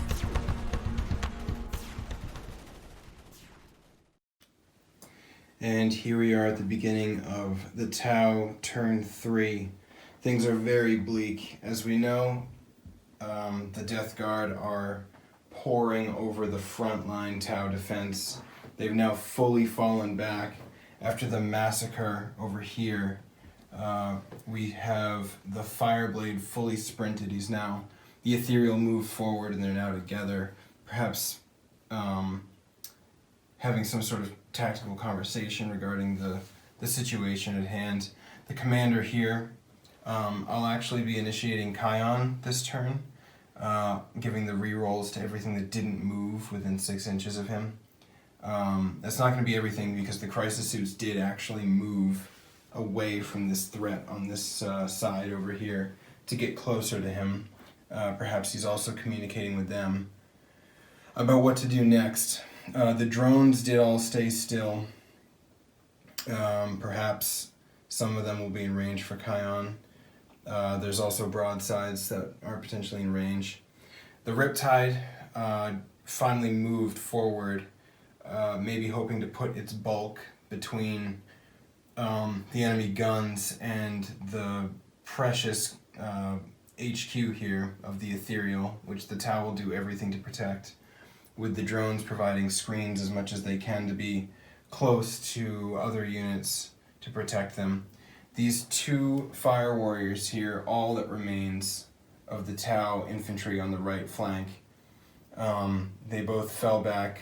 I did advance moves for them just to try to get away from that threat as much as possible. The Fireblade just rolled much better, that's why he's so far away. The Riptide, I am going to do Branch Nova Charge one more time, first to see if I get the CP back for that, which I do not, and then to see if he ignores the wound with Sense of Stone. She does not. So he takes another mortal wound, and I lose another CP, but he has a 3-up invuln as well as Nova Charged his gun again this turn. That was pretty much my movement. My commander also moved back a little bit. He's now eyeing up this flank here. It looks as if the Tau are preparing sort of a retaliatory strike against this flank, as they've punished the Tau infantry so much. It's possible they're just trying to make them pay for the casualties they've taken, whereas they weren't exactly prepared for what came in over here. So they're not addressing it in quite the same way. But the breachers are falling back, but they're at least guarded against this flank. It looks as if they're prepared to take some shots, at least as they come over. So that was the Tau move. Things are definitely desperate. They're castling up as Tau want to do. When the chips are down, they're getting into as defensive a position as possible and trying to consolidate all their firepower to try to focus it as best as possible, and pick their targets wisely. Let's see what happens if the Tau get lucky enough to maybe repel the advance a little further, coming up in the shooting phase next. As we return at the beginning of the Tau shooting phase, turn 3, I've actually made a decision to rescind my Kion announcement. There's just not enough benefiting from it this turn. Whereas next turn, I actually think a bunch could be in range because of how castled up things are about to be. But everything moved to get to that position this turn, so it doesn't really make sense to use Kion this turn. But I am going to open my shooting phase with my commander. Ashwalker is going to, his blood is up. He's truly in a rage seeing what happened to his men over on this flank. And he's going to fire his full salvo of 3 fusion blasters into the Plague Burst Crawler as it comes over the trench line there. Because of his Warlord trait, he will be rerolling wound rolls. So he gets 2s to hit. Actually, I feel like that's dumb for me to start with him. I should at least try to get some marker lights going on that guy. So I'm going to actually open with these drones here on that Plague Burst Crawler. So they will be hitting, I'll do them one at a time. They're hitting on 4s. That's, again, I'm pretty much not missing marker lights are MVP. Yeah, they really are in this game. The other 3, they're hitting on 4s and they're rerolling 1s now. I've hit with another, rerolled a 1. That's a hit. That's 3. I'm going to spend a CP to do uplinked marker light, which will give me D3 plus 1 for one of those. So let me see what it gives me. 2 instead of 1. So that's going to be 4 marker lights on that now instead of 3. And, oh no, sorry, I rolled a 2. The result was a 2 plus 1. So that 1 became 3. And then the 2 other ones, it actually is the full 5 complement. Let me see if I get the CP back. I do not. Okay. And then now there's 5 marker lights on that Plague Burst Crawler. I'm going to fire now, as I said, with Commander Ashwalker. He's going to fire his 3 fusion blasters at the Plague Burst Crawler, hitting on 2s, rerolling 1s. I've hit with all 3. And now he'll be wounding on 4s, rerolling wound rolls, because he's shooting at a vehicle. I've wounded once. And it's still just the 1. It's AP minus 4, so you get your 5-up demon save.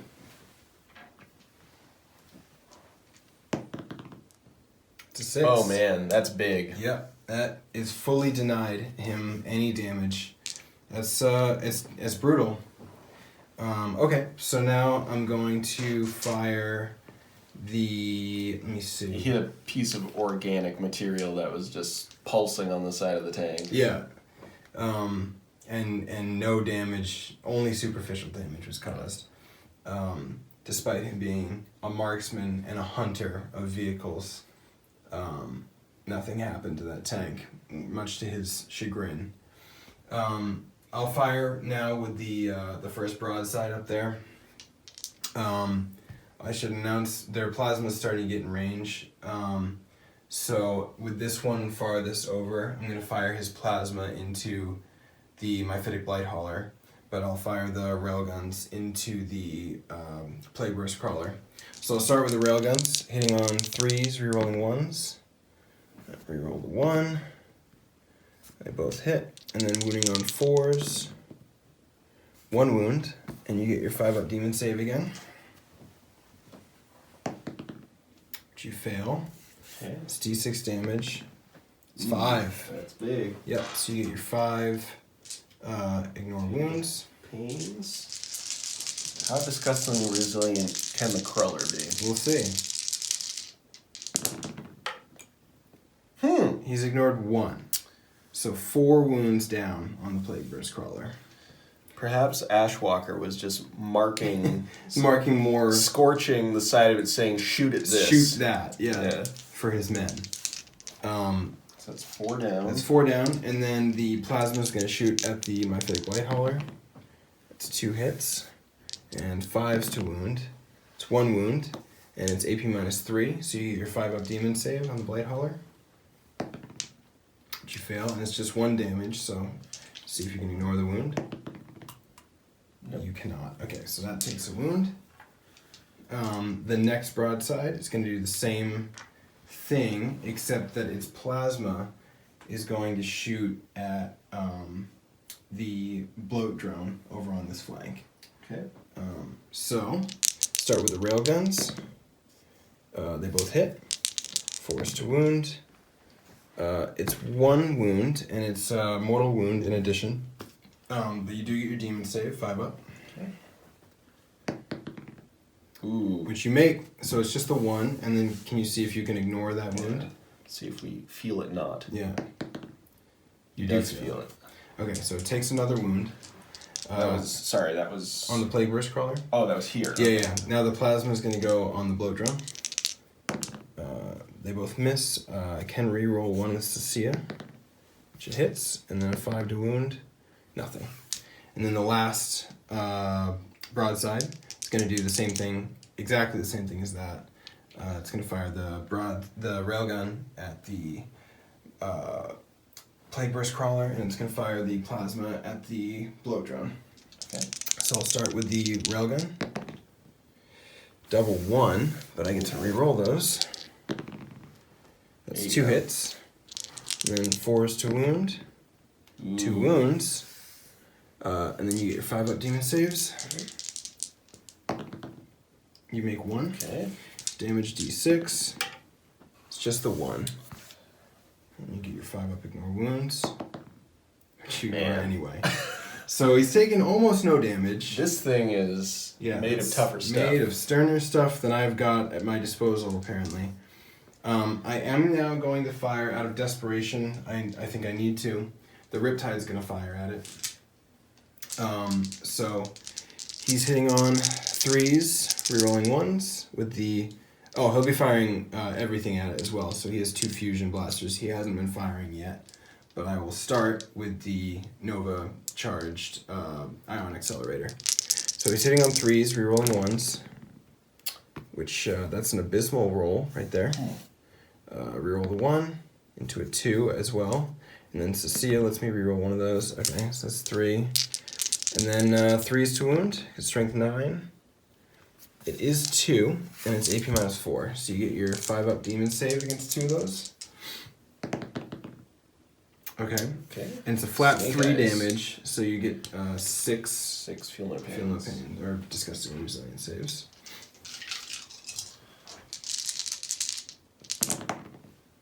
You make 2. So another 4 down. So that has got 3 wounds left on it. Okay.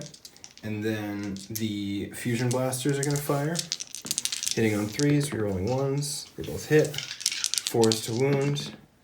They both wound. It's 2 demon saves. Uh-oh. So both. It's 2d6 damage. This could be the end. It's 5 damage. Okay. Let's see.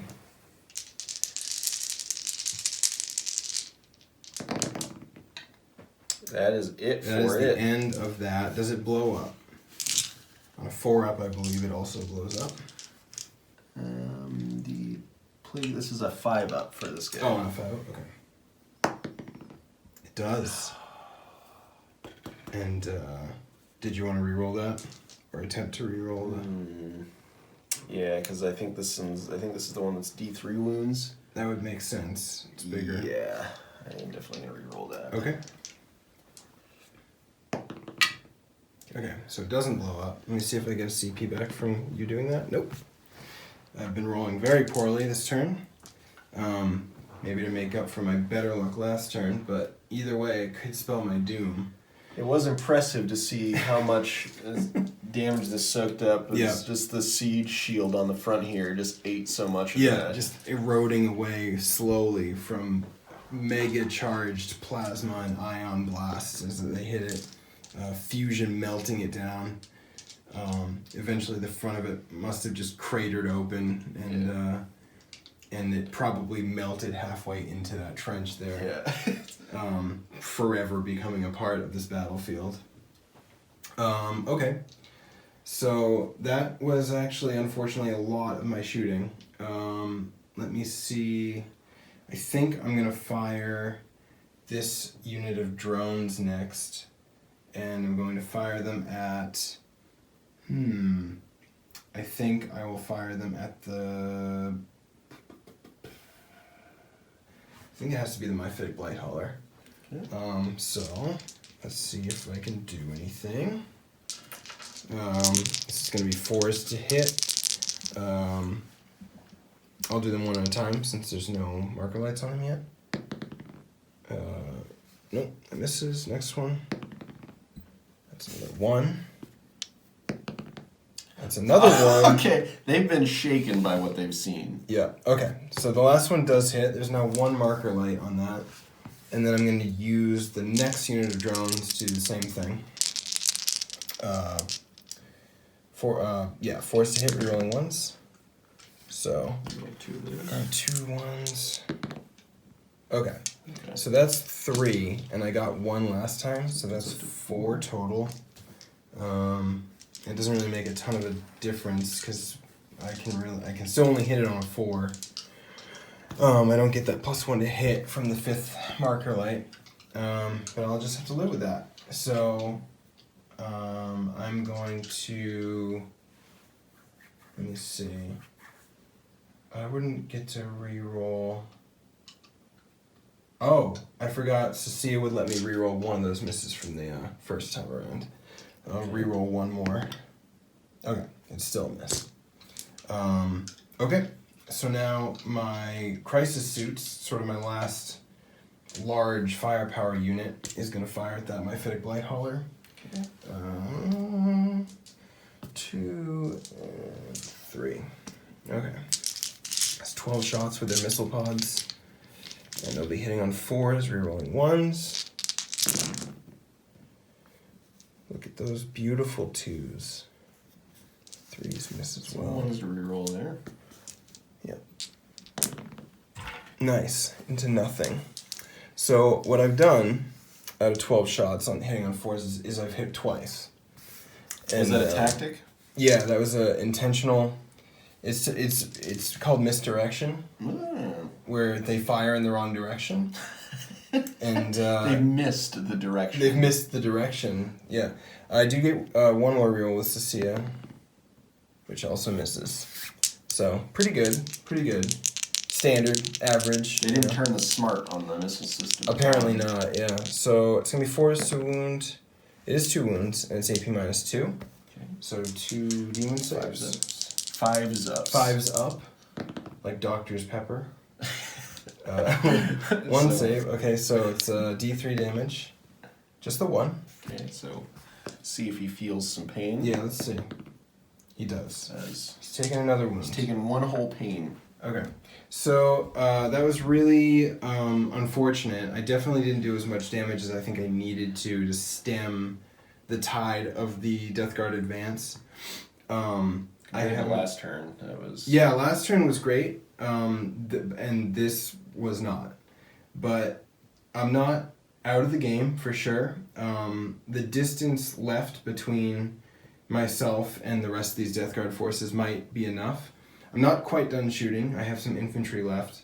I'm just gonna come back after I've determined what I want to do with them. Not that it'll make a huge difference, but I do want to give it some thought.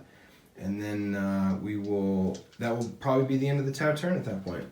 Coming right up. And we're back. This is going to be the last stage of the Tau shooting phase, turn 3. These two breachers here are going to fire at the fetid bloat drone over here. They're at the 10-inch profile, so be hitting on 4s. I get to reroll one of those misses with Cecilia. That is 3 hits. And then it's going to be 5s to wound, strength 5. It's 1 wound. And you get your full... Oh no, sorry, it's AP minus 1 at this range. So you get your 4 up save. And then 5 up, ignore wounds. Okay, so they did cause a wound, surprisingly. Yeah. Sorry, what was that on? On the bloat drone? That was on the bloat drone. Okay. And then the next 3 breachers are actually going to fire at this one cultist over here because... trying to dismantle my pincer movement. Yeah, I'm trying to bring down your grand strategy. So... Please don't. This is 3 of them, so they get 6 shots. This is the maximum profile, maximum range profile though, so they're at their weakest. So hitting on 4s. Oh. Okay. Cecilia lets me reroll one of those. I guess this is where my luck had to go. Well, this, as you said, you are dismantling. I'm dismantling the grand strategy. Yeah. So they knew how important this was. This one. Every shot counted. Yeah. Strength 4 at this range, so it's 3s to wound. That pulled it back. That's an Eric roll. Okay. Okay, so 2 wounds, and you get your full save there. So, like your full 6 ups. The rags are flapping in the wind. Maybe they might just catch as they might catch a stray plasma blast. As they start to fizzle at the end of their range, maybe it can just kind of waft it away. Yep. We'll see. Yep. Wafting? No. Okay, so he's dead.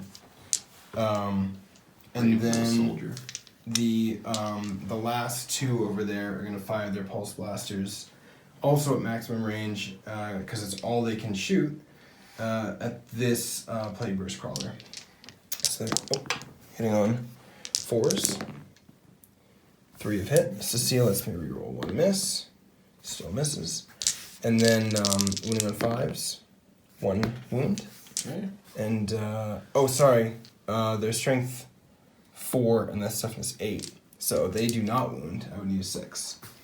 Okay, so that is literally the end of my shooting. Definitely not a lot of damage done. I did remove... You did get one of the crawlers. With almost my entire remaining force left, I was able to destroy the Plague Burst Crawler on the Tau's right flank. You took a couple wounds off the... Yep, I took a couple wounds off the Myphitic Blight Hauler.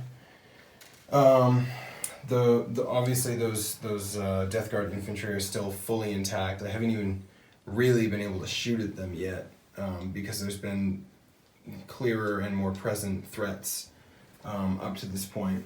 The the bloat drone did take 1 wound from the breachers, amazingly, but largely this flank is also intact. This surprise attack he's doing over here. And then over here I've done close to nothing because I didn't have additional firepower left to shoot at them. So the Death Guard really are closing in, the noose is tightening, and the Tau, unknowing that this force was even in the region, are facing a pretty desperate situation. But we'll see what happens in the Death Guard turn 4 coming up. Forward, brothers! Drown them in our delicious pestilence!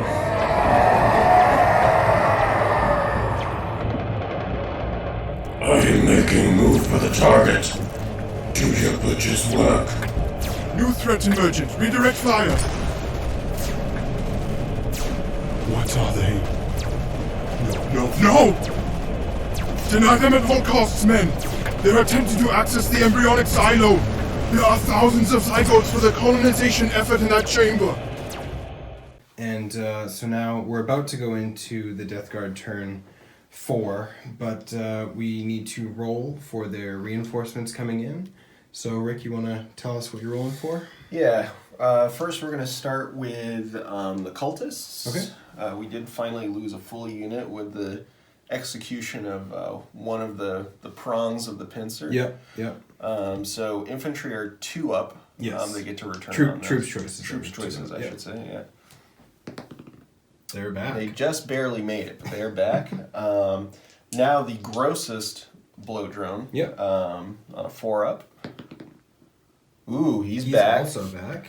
And now our the plain crawler. The plain glazed crawler. Yeah. To see if another one of these rumbles in from the distance. Mm-hmm. There he is. Also does. That the Death Guard are truly massing on this battlefield. We don't know why. Swarming the field, and the tower still bewildered as to what they're even doing here. Maybe eventually they'll find out, but it may be too late as we survey the battlefield and the Death Guard are closing in, coming up. Alright, here we are at the end of the Death Guard movement phase for turn 4. The game is reaching its zenith, I think, as they close in around the Tau here, who are trying to shore up their defenses as best they can, but clearly the Death Guard are pushing a little too hard, I think, for them to truly resist this force. Not to mention their numbers are essentially limitless.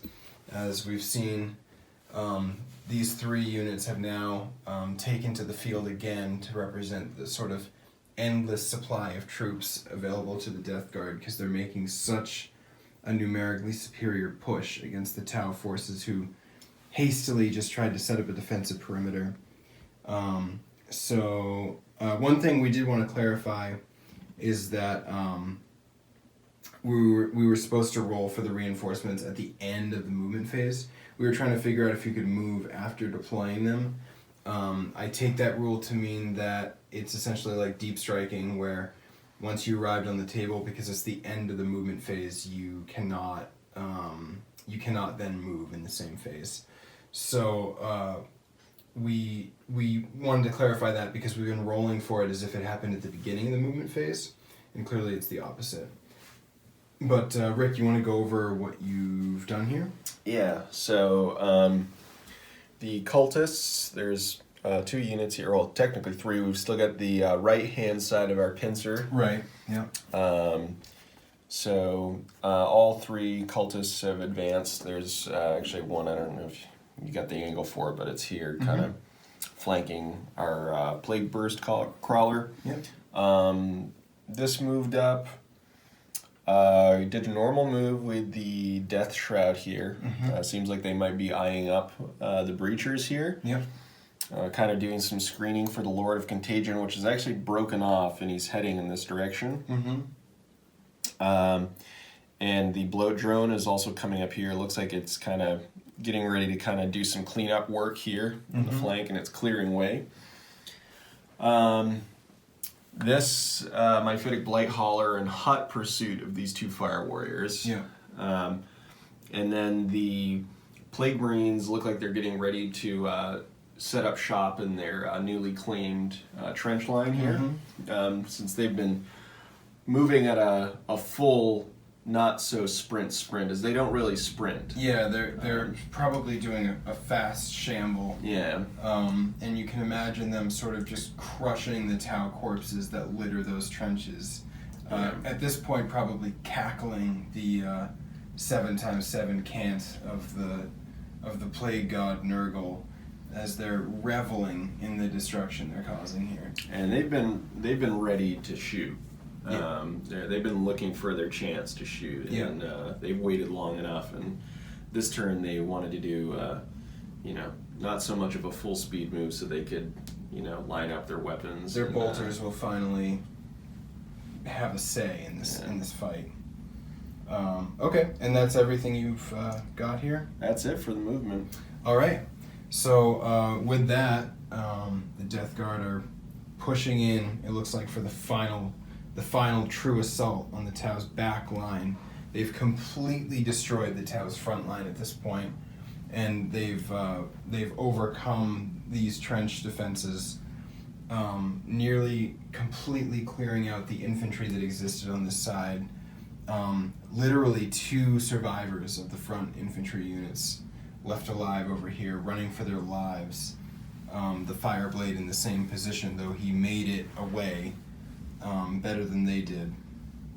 We'll see if any of them survive this coming attack here, and we will begin the Death Guard shooting phase coming up next. Okay, here we are at the beginning of the Death Guard shooting phase for turn 4. Before Rick fires, I am going to activate the Neuroweb System Jammer stratagem.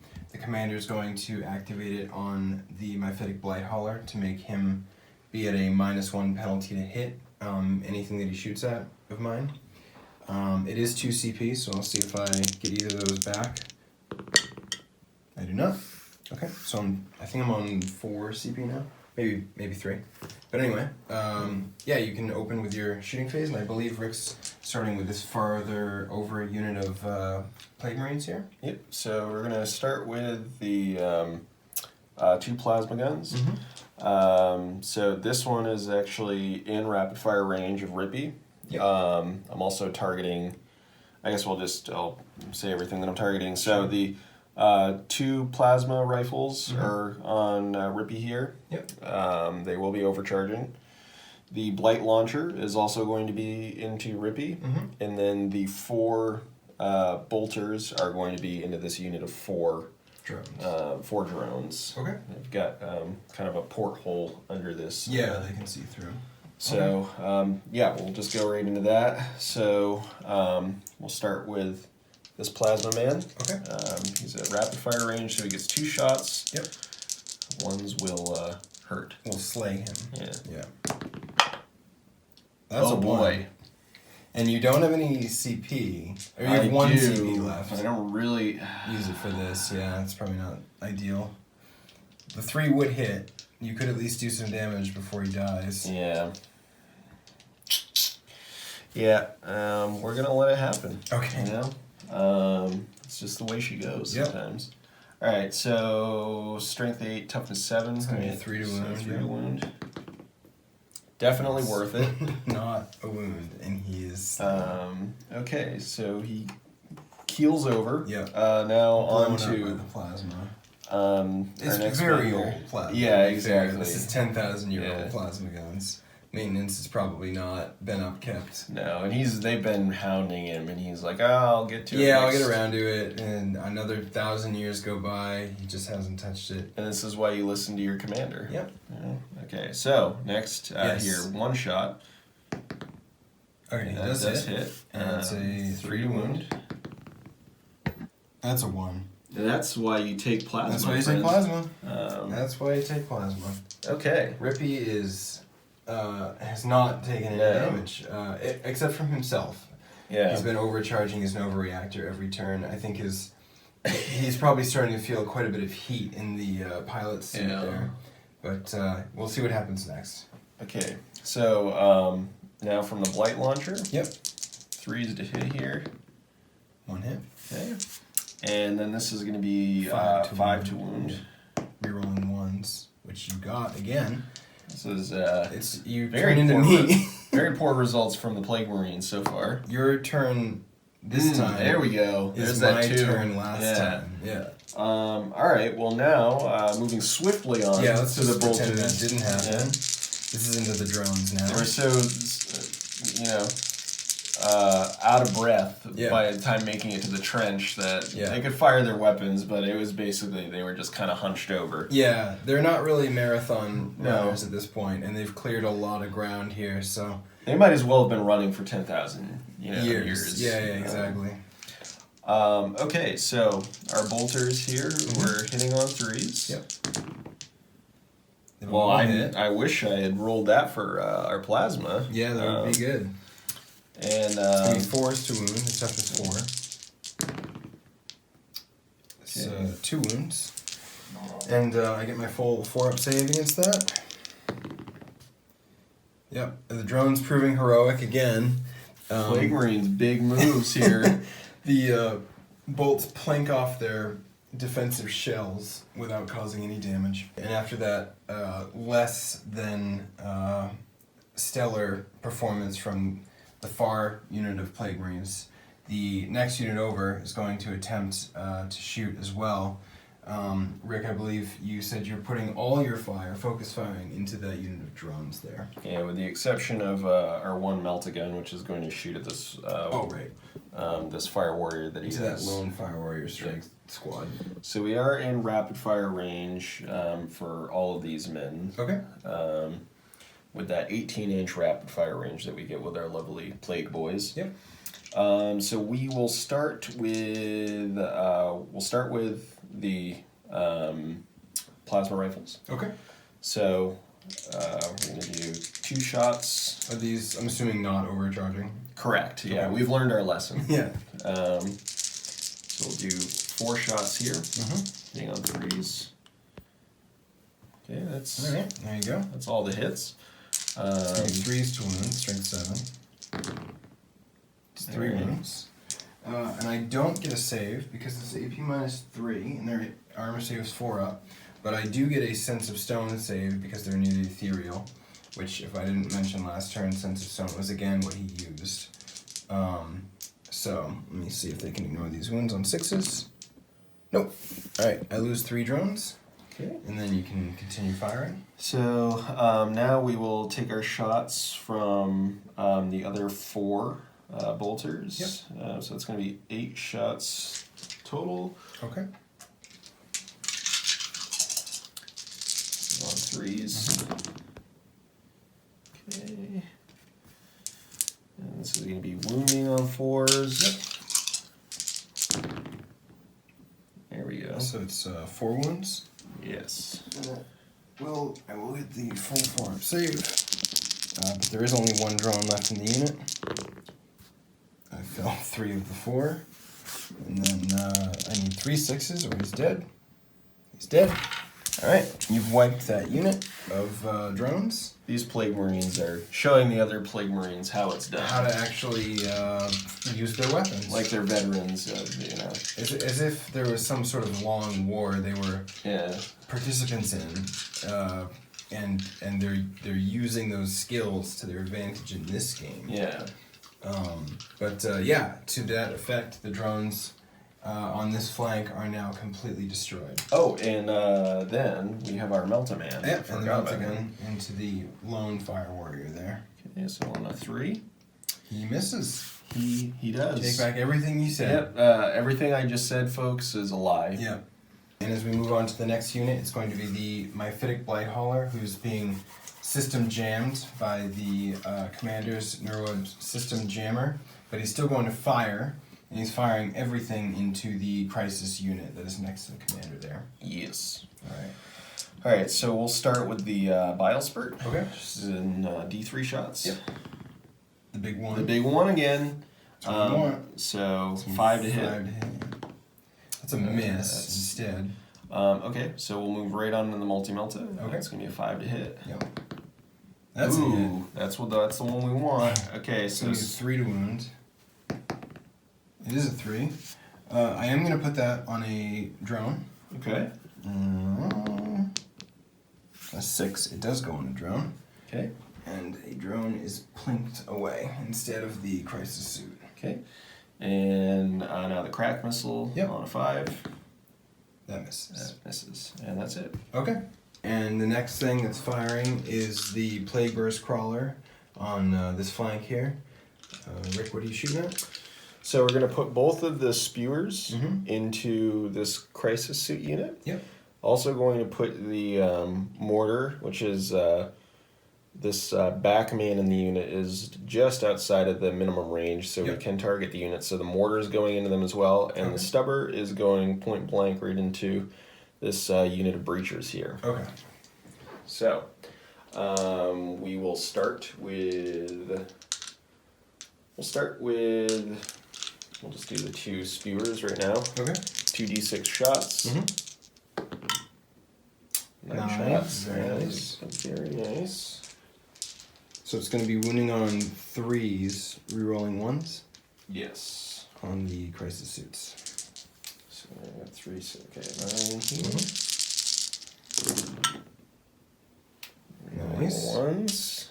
Very strong start. Yep. Okay. Okay, that's very nice. All of them. So 9. It's going to be 9, okay.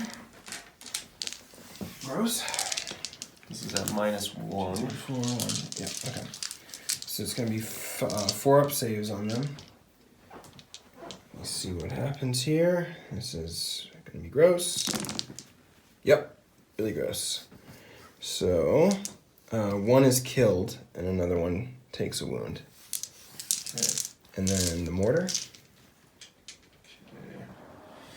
And the mortar. All right, so this will be another d6 shots. So that's 3. Yep. Hitting on 5s because it moves. Yes. No hits No there. hits. Okay. And the stubber. Yep. Into the Breachers, so 5s here. Okay. 3 hits. Alright, I would have taken that on the Mortar. mortar, but it is what it is. Alright, so 3s to wound. Yep. 1 wound. 1 wound. And -1, so it's a 5 up save, which I fail. So he's killed a breacher, and he's killed a crisis suit, and he's wounded another crisis suit. Pretty solid. Yep.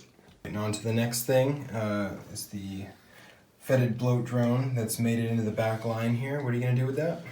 He's going to put both of his spewers onto That crisis the team remaining there. 2 crisis suits here. Okay. So it's just going to be d6 shot for each, so 2d6 shots. Oh, man. Boy. Oh boy. That's a big one. Yep. That's gross. I don't know if I actually even have enough dice here for this. Let's see.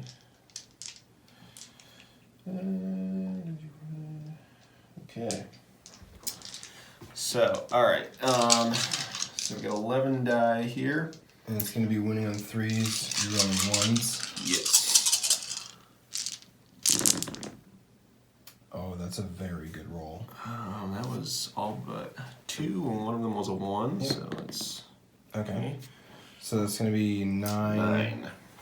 Alright, 2, 3, 4. Oh, I already have 9 dice, exactly. 9 at -1. Yep. These are going to be 4 up saves. I think I'm just going to put it on the crisis suits because there's not enough drones really to mitigate it. I'll probably just end up losing both if I do that. So I'm just going to put it on the crisis suits. 4 up saves. So one was already on 2 wounds, so he's dead. And then the other one is also dead. Yep, the crisis suits are gone. That's a big hit, big blow. Bloat drone doing work. Yep. And for the last bit of firing, the Plague Burst Crawler that has returned to the fight to represent a reinforcement is going to fire at that middle unit of 2 breachers left over there that were already hit by the heavy stubber on that Plague Burst Crawler. We are firing for effect. Firing for effect. Danger So, close. D6 shots here. Yep. 4. It's going to be hitting on 5s. Oh man. Okay. Guess you've hit 3 times. I got the old 777. Yep. That's what that is. That is what it is. It's going to be 2s to wound, rerolling 1s. Okay. You've wounded 3 times. And it's -2, so I get a 6 up save. Nope. That unit is gone. Brutal stuff. That shell lands right in the middle of them and blows them away. Alright, and now this is going to be a very pivotal moment in the game, potentially. The bloat drone here is going to attempt a multi-charge on this unit of drones, as well as these front 2 broadsides. This could potentially tie up an enormous amount of my remaining firepower if it goes well. We will get a lot of overwatch at the bloat drone, but Rick considered it a calculated risk given that the bloat drone, even if it's destroyed, has a chance to just come back. And it would just be an incredible boon if he could get it in there right now. So you want to roll for that charge? Yeah, so basically to make it into combat with the drones, I only need to basically 2-inch charge, so it's impossible to fail that one. But to these guys, I'd need a 9-inch. Yeah. To make it within 1 inch of them. And remember, we're ignoring the vertical distances on charges for things with the fly keyword, because we want it to be more logical. So he's slammed his fans into the high mode. Yep. And they're buzzing louder than they've buzzed yet. Yeah, the worst fly or mosquito imaginable right now. But let's see what he can do. So, looking for that big result here. The big 9. The big 9. Oh it's man, a 9. It's the 9. It's a 9. Okay, unless I can destroy the bloat drone in Overwatch, and my chances, granted, are it's going to be a very outside shot that happens. He's gonna get what he wants. He's gonna tie up a huge portion of my shooting, 2/3 of my broadsides, which is just absolutely brutal. So let's see what I can do. I'm going to use For the Greater Good basically on everything over here. So I'm gonna start with my drones, and there are 7 there that are in range. So I'm gonna start with I'll do one at a time until one hits, so I can reroll 1s. Let's see what happens. First one misses. The second one misses. The third one misses. Fourth one misses. Fifth one misses. Sixth one misses. Seventh one misses. Alright, so I didn't get any drones hitting with their Overwatch. That's unfortunate. But I'll fire next with Commander Ashwalker at his fusion at the drone. Let's see what happens. Those all miss. And then the broadsides themselves will fire their Overwatch. I'll do the first one. His plasma's in rapid fire. I'll start with the plasma. That all misses. And then his railguns. Oh, I've hit with 1. And then it's going to be 3 to wound. It is a wound. You get your demon save, 5 up. Okay.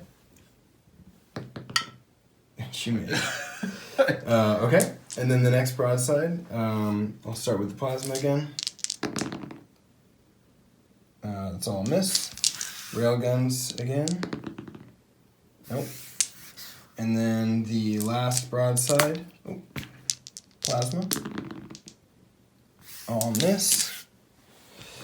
And the 2 railguns, double 1. Getting 1/6 out of 30 shots? Pretty unlucky. On average.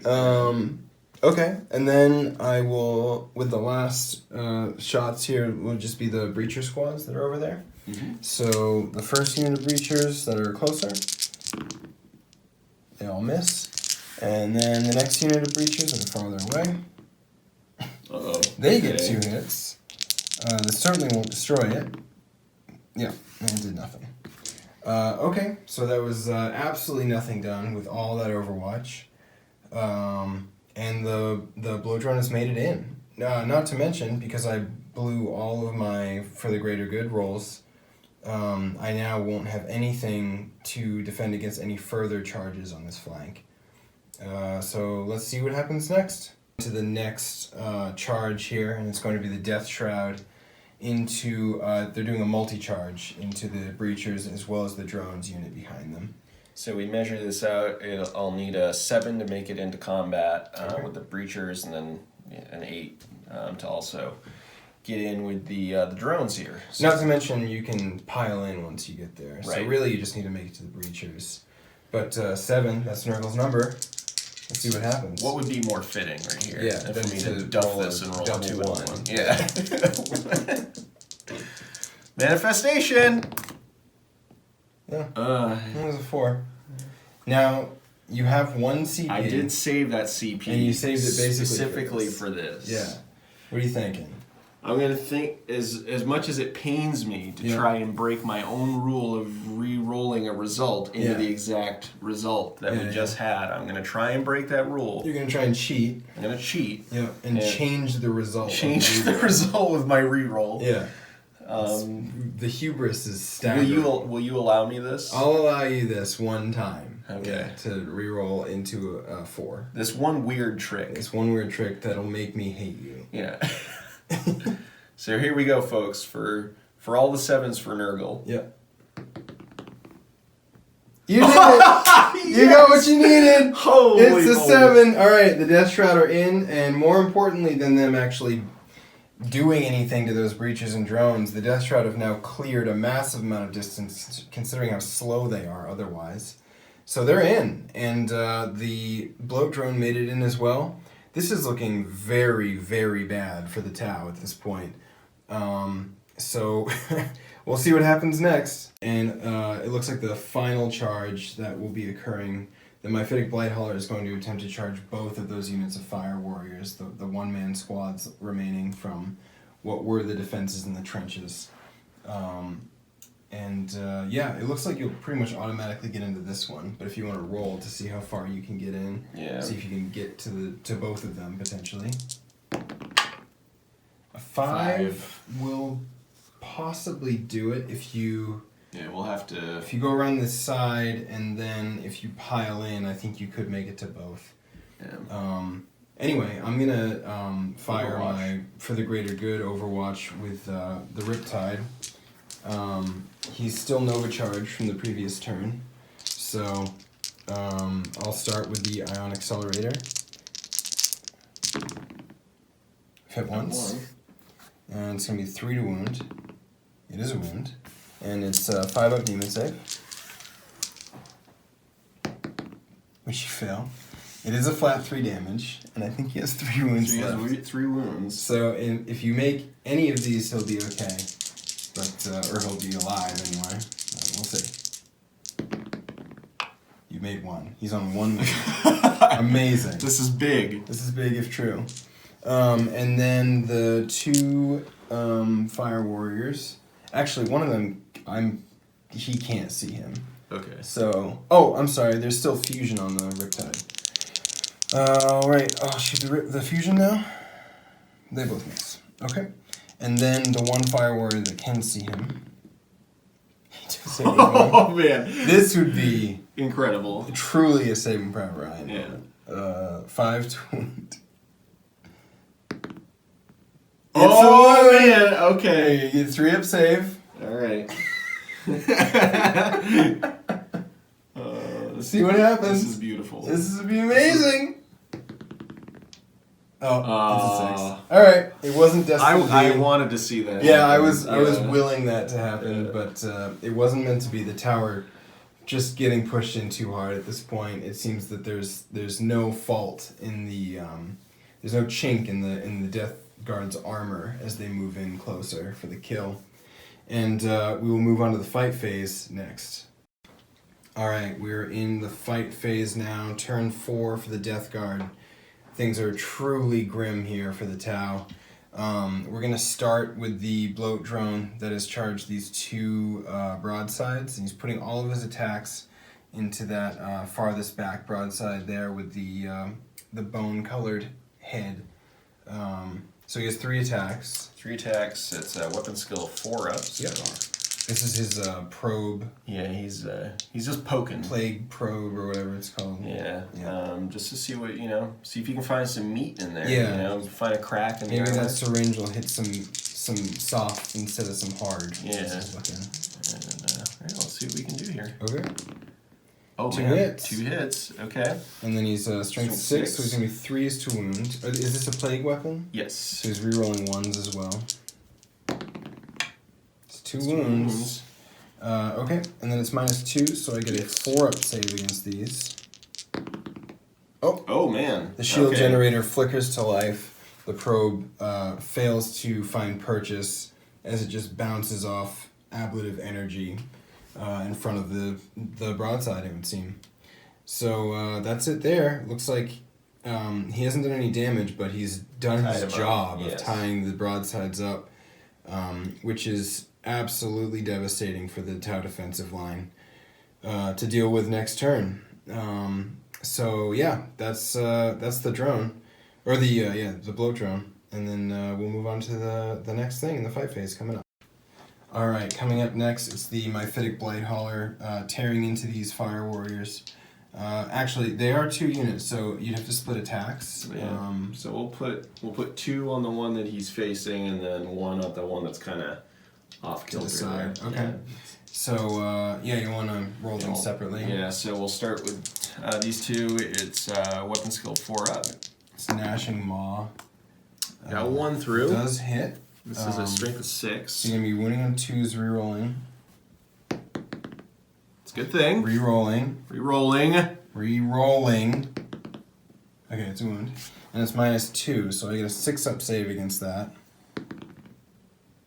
Oh, man! Oh, the Fire Warrior lives, made of sterner stuff. His whole squad died, but he won't quit. He just, the maws came to close in, and he just tucked and rolled out of the way. Or maybe just put his giant shield shoulder against it and just pulled that off his body, but he's still alive.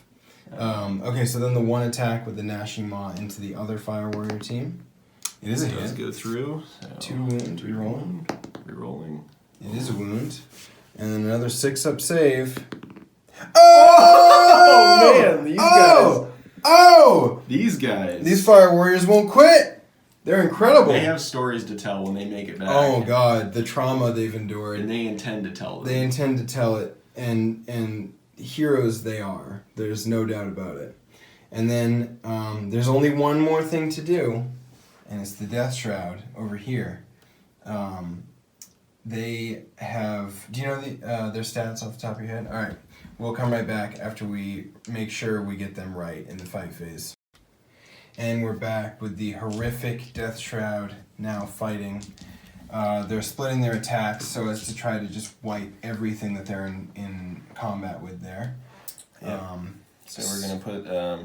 the champion is going to put his 4 attacks onto the unit of 2 breachers, and then the 2 regular Death Shroud are going to put their attacks into the unit of drones. Okay. So we'll start with the 4 attacks from the champion. Yep. Hitting on 3. 3s. Okay. It's less than ideal. Yeah. But it's not over. It's not. You have 2s to wound here. Rerolling 1s. Man Reapers, and you're rerolling 1s. You've rolled a 1. I've rolled 2 another 1s. So far, the champion maybe stumbled coming into... Yeah, I'm not sure what happened here. He put everything into making that charge. Yeah, let's see. Maybe the blades are more corrosive than they're first letting off. Should be easy for a champion like this. It should be. He is a champion. He's a champ. We think anyway. Yeah. We thought he was. So 2s Let's see what here. happens here. Okay. There we go. It's, both breachers are now killed. I imagine he just, in one big sweeping arc, took them both in half or something. Just absolutely horrific. All right, and now another remaining 3 attacks each from the 2 other Death Shroud here into the drones. So 3s here again. Oh, that's much tastier. And don't forget Death to the False Ethereals. Where yes. You actually hits. What's the toughness on these guys? It's 4. So I think you're still winning on 2s, right? Right. Strength because 8. it's +2. Oh, is it +2? No, sorry, it's +3. It is +3, so yeah, it'd be strength 8. So Okay. yeah, they will be wounded on 2, still Alright. rolling 1s. Yep, And that's it. That's The drones are all killed. The Death Shroud did exactly what they were supposed to do. They wiped every single thing they were in combat with.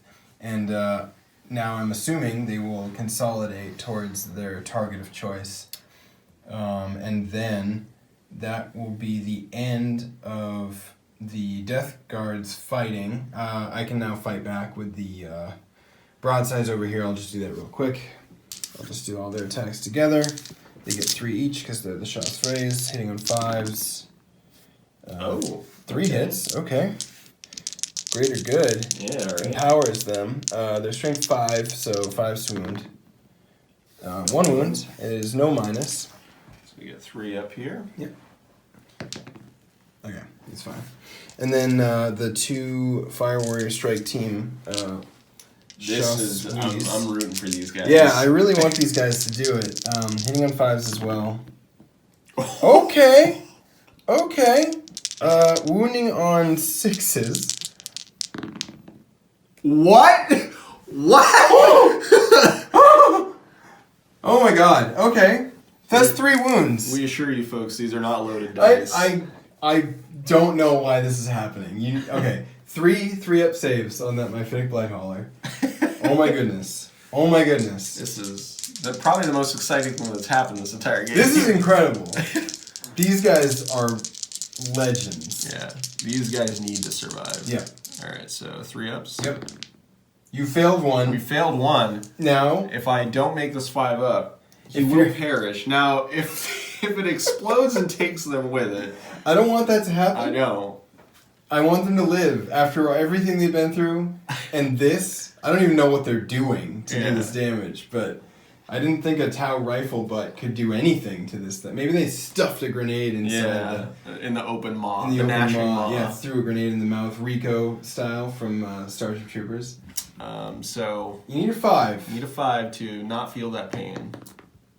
He does They feel... did it. They killed 2 Fire Warriors, killed a Myphitic Blightholler in combat. Nah, and also, think about how much damage that Blightholler did, and they brought its reign of tyranny to an end. I couldn't be more proud of these 2. Yeah. Let's see what happens. Does the Myphitic Blightholler explode and take them with it, sadly? So this will be on a 4 up. Yep. Oh, man. God. Well, an incredibly noble sacrifice. The 2 Fire Warriors remaining in combat. That's what must have happened. They stuck a grenade in the mouth, in the maw of that horrible demon. And they were just together holding it And closed. they together were holding the maw shut with everything they had, knowing it would blow up and take them with it. But they did it. They took the Myphitic Blightholler out of the game. I think we actually... other things here will take mortal wounds. We can determine that in a minute. But, yep. That's just... Actually, we'll just do it right now. I think everything over there is probably 7 inches. Again, folks, F in chat for our fallen fish boys. F in chat for the 2 fish here who... I can't even believe what they just did. That was incredible. Yeah. That was absolutely incredible. I've never seen anything like it. So, is it 1 mortal wound to everything within 7 inches? Yes. Okay. Yeah. So, I'm actually going to roll the Sense of Stone rolls for everything that is within the range. So actually, one of these Fire Warriors could survive because he is within 6 inches of the Riptide. I'll roll for him first. No, he's gone. For the Riptide itself, nope. For the Fireblade, nope. For the Ethereal, nope. And for Commander Ashwalker himself, no. So everything has taken a mortal wound that could, and the 2 Fire Warriors tragically are gone. But bravely. What an incredible end to the fight phase. I did not see that coming. That defied all logic and statistics.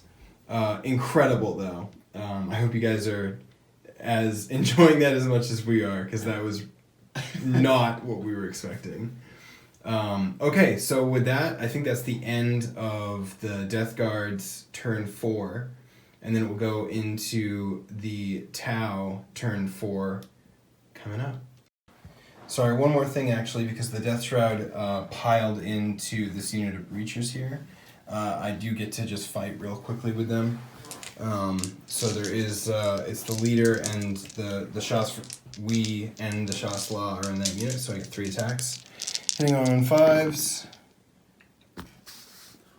What's happening with this? I don't know. My Fire Warriors are maybe you should so be playing, fired up. Maybe you should be playing the Farsight. Apparently, I should be playing Farsight Enclaves or Viola or something.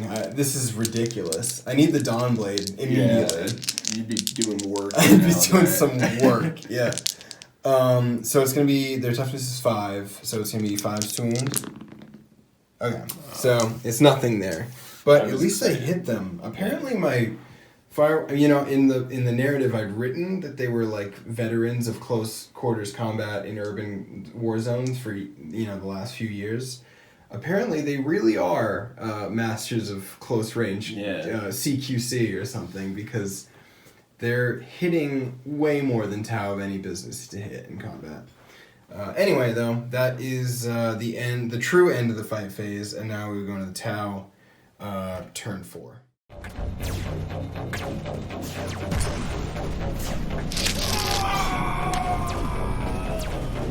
Form up a final firing line. No more withdrawals. Defend the silo at all costs. The future of the colony is at stake.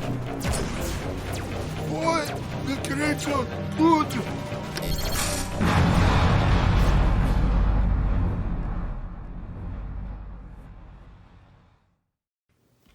Alright, this game is reaching the twilight hours. This is the Tau end of the movement phase, turn 4.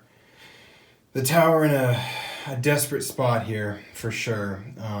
Their line is essentially eradicated, despite the incredible efforts of the Fire Warriors to stop that Mephitic Blighthauler. It was just too little too late, probably.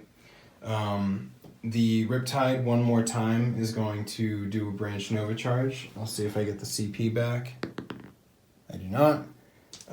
So I think I'm down to 2 now.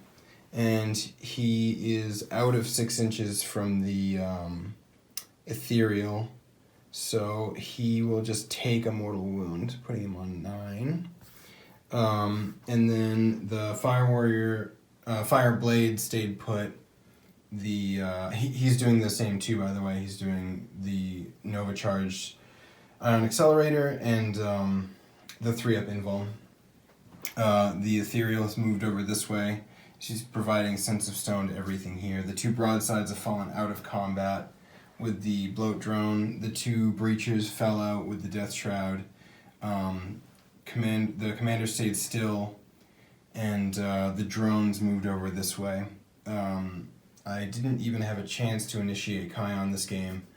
I've just had to remain too slightly mobile to really make it work, as the commander keeps branching out to try to make a difference at different sections of the front line of the battle, and my back line moving slightly to accommodate different things. It just didn't work out that I was going to do it. So that's the end of the Tau movement phase, and we can just go right into shooting. This is basically going to be a turn summary at this point. So I'm going to have the Fire Blade fire his marker light at the Bloat Drone. And let's see, he's hitting on 2s, rerolling 1s. He does hit. I'm going to use the uplinked marker light stratagem to turn that into D3 plus 1. So it turns into 3 instead of 1. And then I'm going to use the drones unit to fire at that as well. So I get to reroll the 1. Alright, so at that point it does become the full 5 complement before I even reroll with the Sacia. Now my broadside that didn't move... Actually, I'll start with the Riptide. I'm going to fire his Ion Accelerator and Fusion Guns into the Bloat Drone. He's on the full complement, plus he has a Velocity Tracker, so he's actually hitting the Bloat Drone on 2s, rerolling 1s. I'm going to start with the with the Nova charged Ion Accelerator at him. So I'll be hitting on 2s, rolling 1s, like I said. They all hit. That's everything. Yeah, that's everything. I'm wounding on 3s. Alright, that wasn't so great, but at this point, I'm going to use, well, first off, I'm going to see if I got back my CP for the 2 that I tried this turn. I don't. Okay. And then I am going to use the other aspect of the uplinked, actually, let me do something. I'll do some research real quick before I say that. Alright, never mind what I was going to say. It's just 3 wounds on the blow drone at AP -4, so you get your demon saves. Okay, 5 ups. You made 2. So it's a flat 3 for the one that got through. Okay. So 3 disgustingly resilient. Yes. Okay, so he does take 3 wounds. And then I'll do the 2 fusion. 2 6s. Okay. They both hit. It's going to be 4s to wound. 3s to wound, sorry. They both wound. So you get your 2 demon saves. Okay, fail 1. It's d6 damage. Just the 2.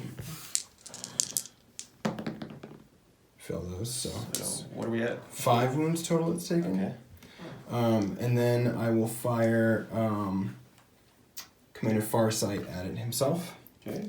So he's hitting on 2s, rerolling 1s. He hits all 3 times. It does have the vehicle or monster keyword, I think. Pretty sure. This is the blow drone? Yeah. What? Sorry, which keyword are you looking for? Either vehicle or monster. It does a vehicle. Okay. So he'll be able to reroll failed wound rolls here. He's winning on 3s. Rerolls the 1 into a 1. Okay. So 2 more demon saves. Okay. They fail both. So this is 2d6 picking the highest because he's within half range. First one is 6. The second one is 6 as well. So it's 12 damage that you have to roll disgusting resilience for. Big. It's the big true. Okay, he's got 5 wounds left, so... Yeah. You're gonna have to do some good rolling here. Oh. That was good, but it looks like he still is dead. Yeah. Does he blow up? I would love it if he did. Mm-hmm. I would love it if he did something really putrid on his way out. Yeah, a putrescent final moment. Yeah. Let's see that 4 up. Yeah, that's a bummer. That's too bad. So the blow drone is killed. That's good, at least something was killed. I'm down to my last bit of firepower here. I think I just have the 1 broadside left that wasn't tied up in combat. I'm just going to pour everything into the Death Shroud because I don't really have many other options, and well, something's got to happen to them probably if we're going to make it out of this. So here we go with the plasma first. This is going to be hitting on 4s. And a 3 hit. Okay. Yeah, I should have done the rail guns first, I'm realizing. But that's alright. 3's to wound. It's 2 wounds, and it's AP -3. So you get your 4 up and vulnerable. Okay. Sorry, how many wounds was that? 2. 2. Okay. Okay, you fail those, but you get to roll your disgusting resilience. Yep. And then just flat 1 damage, yeah. Okay, so 5 ups. Make 1. Yeah, that's a 1, so failed 1. Okay, so 1 takes a wound. How many wounds do they have apiece? I believe it's just 2. Okay. It was either 2 or 3. Let's start rolling for the railgun. Were you looking that up? Yeah. Those are 2 hits. And then 3's to wound. Alright. I actually am going to use the Pure Tide Engram Neurochip to re-roll the failed wound roll since he's within 6 inches of the commander. Alright. So that's 2 wounds, and there's a mortal wound on the 6. But 2 4-up invulns. Okay. You fail 1, make 1. And then the damage on the one that got through is 5. Okay. So the 1 mortal wound would kill the... You roll for that separate first. And then if you pass that, then all the 5 will go on that one guy that has 1 wound. But otherwise he'll... Okay. So he dies, and then roll 5 for the next guy. Okay, he's dead. Yeah. So I've killed 2.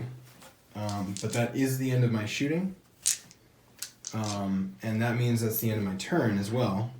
Try to make that go as quickly as possible. And now it goes on to the Death Guard, turn 5. It looks like the Death Guard are basically achieving their mission at this point. So we may just wrap this up, and we'll see what we do next. All right, come out. Don't let them through! Not one step back, men! I've planted the homing beacon. Activate the teleportarian. Troops on the ground. Tactical withdrawal. We have the prize.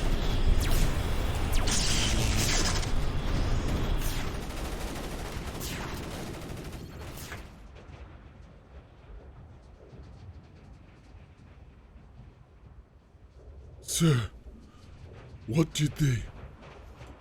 What does this mean? We lost just now. We have failed the Empire today. The future of the colony is at risk. I can only assume this is an act of genocide. Do not be undone by the losses here. Chasseur Fonkin. All I saw this day was the utmost courage in the face of annihilation. But Honored Aun, the colonists, the future colonists, can be replaced when the time comes. For now, efforts must be put to war. We cannot muse on the potentials of a peaceful front. We now know we are being engaged by more than one enemy in the system. This is not the first the Empire has seen of the tainted Gueva, and they are not in league with the Imperium forces. These diseased Gueron Shah have been encountered before?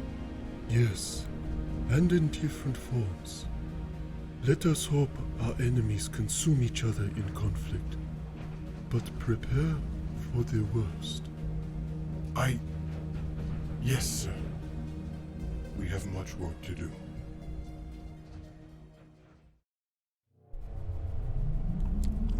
Lucas, what say you of our year today? Oh, yes.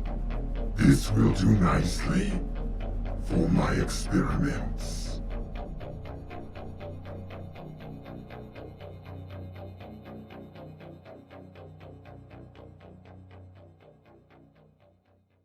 Well, what a game that was. That was an awesome game. That was an awesome game. Wow. It really came down to the wire. I mean, even though I was being pushed back the whole time, it felt so action-packed and riveting. And I care so much about my fishy boys, so it was like every loss was felt so deeply. But man, some heroic moments. I will never forget those 2 fire warriors. Those 2 fire warriors killing a Mephitic Blightholder in combat. That is just, it's incredible. That's incredible. Big rip. We should probably have like a memorial. Yeah. Like end at the cuts. At the end, F.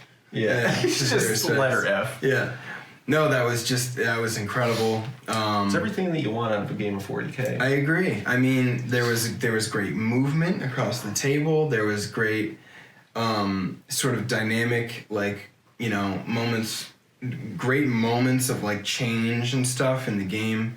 I loved seeing the Plague Burst crawlers like rolling over the trenches after the Tau fell back, and they're like my favorite unit in this army. They're so cool. They do so much work, and Vindicators were always like my favorite Imperium tank. Yeah. And while they're not exactly the same, they serve a similar function. Yeah, they're about as close as you can get. I would say they're significantly better though, because like even though the main gun doesn't have the damage output of a demolisher cannon, it has way longer range. It ignores line of sight, and the Plague Burst Crawler can be used very offensively, and it's way more resilient. Yeah. So it's like, it's this whole different kind of like shock tank that, you know, rushes forward.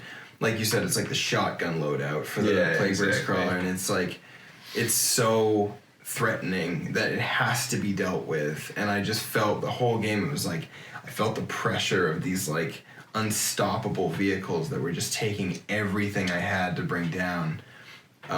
So it was like, you know, as much firepower as I had, it was like I had to pour everything into one thing to kill it. It was like, if I was very lucky, I was killing like 2 big vehicles a turn or something. Yeah, I feel the more games that we play with them too, it's just the aggressive shotgun loadout, as we're calling it, is just far more effective than the entropy cannons and backlining them. Yeah, and it's that, and I think it's more like entertaining as a game, because it makes you, like, the more aggressively you play with the Death Guard, the more pressure is on the enemy, and then the way they have to react to that is like so unique, and it makes for just like a way more dynamic, interesting game, I think. Yeah, and it's more fitting to the Death Guard, you know. Yeah, it's that advance. It's the inexorable advance that they're famous for. Not the inexorable sit back and behind a rock and shoot something. It's not the inexorable Netflix and chill. Yeah. It's something else entirely. What are you doing after this? By the way, you up? Yeah. Yeah, so I think that was an incredible game. The Nothing has taken it. They reached the objective, and as we finally saw what they were going for in the final moments, they now have this collection of Tau gene stock that they're going to... They want for some reason. We don't know exactly what they're doing, but obviously it fills the Tau with dread, and it's such a nightmare scenario that, you know, these forces of chaos and plague and disease have taken an enormous amount of like Tau gene stock that was meant originally to populate this planet with colonization. Who knows what they're doing with it now? Yeah, but they basically... You know, after that, they took off. They warped right out of there. So the Tau have no idea what their motivations are, but there's all signs point to it being horrible, whatever it is. So we'll see the consequences of this game at a later date as a follow-up. It's sure to be gross and disgusting. Yeah, whatever it is, it'll probably be disgusting. It'll probably be resilient. Definitely. Might be inexorable. Might advance a lot. Yeah, there's probably some 7s involved in there. There's probably a lot of 7s, maybe the 3s and 7s together. Yeah, a lot of pus. A lot of pus. So much pus. A lot of it's gonna be gross, whatever it is. The Tau Commander Ashwalker, obviously the upper echelon of this force all survived the encounter. The Riptide probably half melted at this point, overcharging because of how hard it had to work in this fight. You know, the battle suits largely survived. Many of them probably will be repaired, and there's no indication necessarily that like the Ghost Keel pilot, for instance, was killed so much as his suit was at least taken out of action for this game. He hit the eject button and he just jettisoned. Yeah, and maybe we'll see something interesting with that in the future as well. Yeah. Maybe his story's not done. Maybe he has a moment to shine coming up. Yeah. So very exciting things planned for the future of the channel. Very exciting sort of repercussions for this game. I really can't wait to see what exactly happens with that. I was so excited to see the way this game ended and knowing what it might mean for the future. My gosh, the Death Guard are they're just scary dudes. And what are the cultists up to? Yeah, and what are the cultists up to here? It seems as if their presence in this game was designed to summon that demon prince, but there's a question of why are they trying so hard to prove their fealty to the Death Guard, and what will it mean for the future? Do they have their own motivations? Is there another Chaos God, perhaps, that they're not fully in league with Nurgle? Are they going to pit these forces against each other? As we know, Chaos is rarely of one mind. And where did the Demon Prince go? Because it seemed when he started to take mortal damage, he just kind of warped out. He disappeared. We have to assume he is not dead. He was sent back to the warp, but demon princes are rarely just gone for good, especially when they're just killed by as terrestrial weapons as the Tau employ. There's nothing supernatural about Tau firepower, and the Tau don't really have any. They're so unfamiliar with the warp. They don't know how to banish a demon. They just know how to kill things with guns. And that doesn't really permanently get rid of many demons. So I have to assume that demon prince will be making a reappearance, and what his presence means for the future of the Death Guard, the nothing, we've yet to see as well. But it's all very exciting and very, to me, very interesting. I hope you guys enjoyed that game. That was super fun. That was awesome. I loved the outcome. Yeah. Super, super fun. And until next time, I hope you tune in. Website coming soon. We've got the dice that we used were our custom colors, but we have Grimdark Tales dice available for purchase. So reach out to us if you're interested in that. We have a free Discord. Please join if you want. It's nothing. Please do it. There's nothing but positivity in there. We're getting a great, a constantly growing group of fans in the Discord chat, and they're all amazing people, incredibly talented, beautiful people who are so kind and supportive and cheerleaders for one another.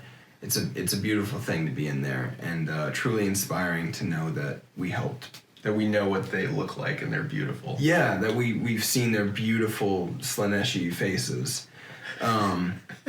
That's not the case, I don't think, for all of them, except Noel. I know that you are Slanesh at heart, at least partially. But yeah, the Discord is wonderful. We're on Facebook, we're on Instagram, we're on Twitter, we're on Reddit, we're on all the social media. Feel free to check us out on all of those. And we have a podcast with pretty regular episodes at this point.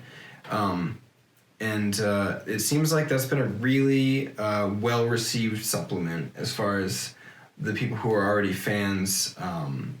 They seem to be really happy with what we're doing with that. Not to mention, many of the people in the Discord eventually get a chance to participate in the podcast episodes with myself or maybe other people in the future as well. But I feel like that's a really fun supplement, and it's a way for us to interact with you guys as much as we can. Not to mention, I'm always in the Discord. I'm basically always online. So he doesn't sleep. I don't sleep. I'm here for you, and that's it. That's it. He doesn't even take care of himself. No, I'm withering away. I'm a husk for you. So appreciate me. Yeah. No, I'm just kidding. Witness him. Witness me. I'm gonna spray the silver in my face. Yeah. Shiny and chrome. Give me some of that. Yeah, I'll give you some of that later. Yeah, so anyway, thank you guys so much. This was a wonderful game. And we look forward to many, many more in the future. All of them continuing the Meritus campaign storyline that we're creating here. Are you wearing a different shirt?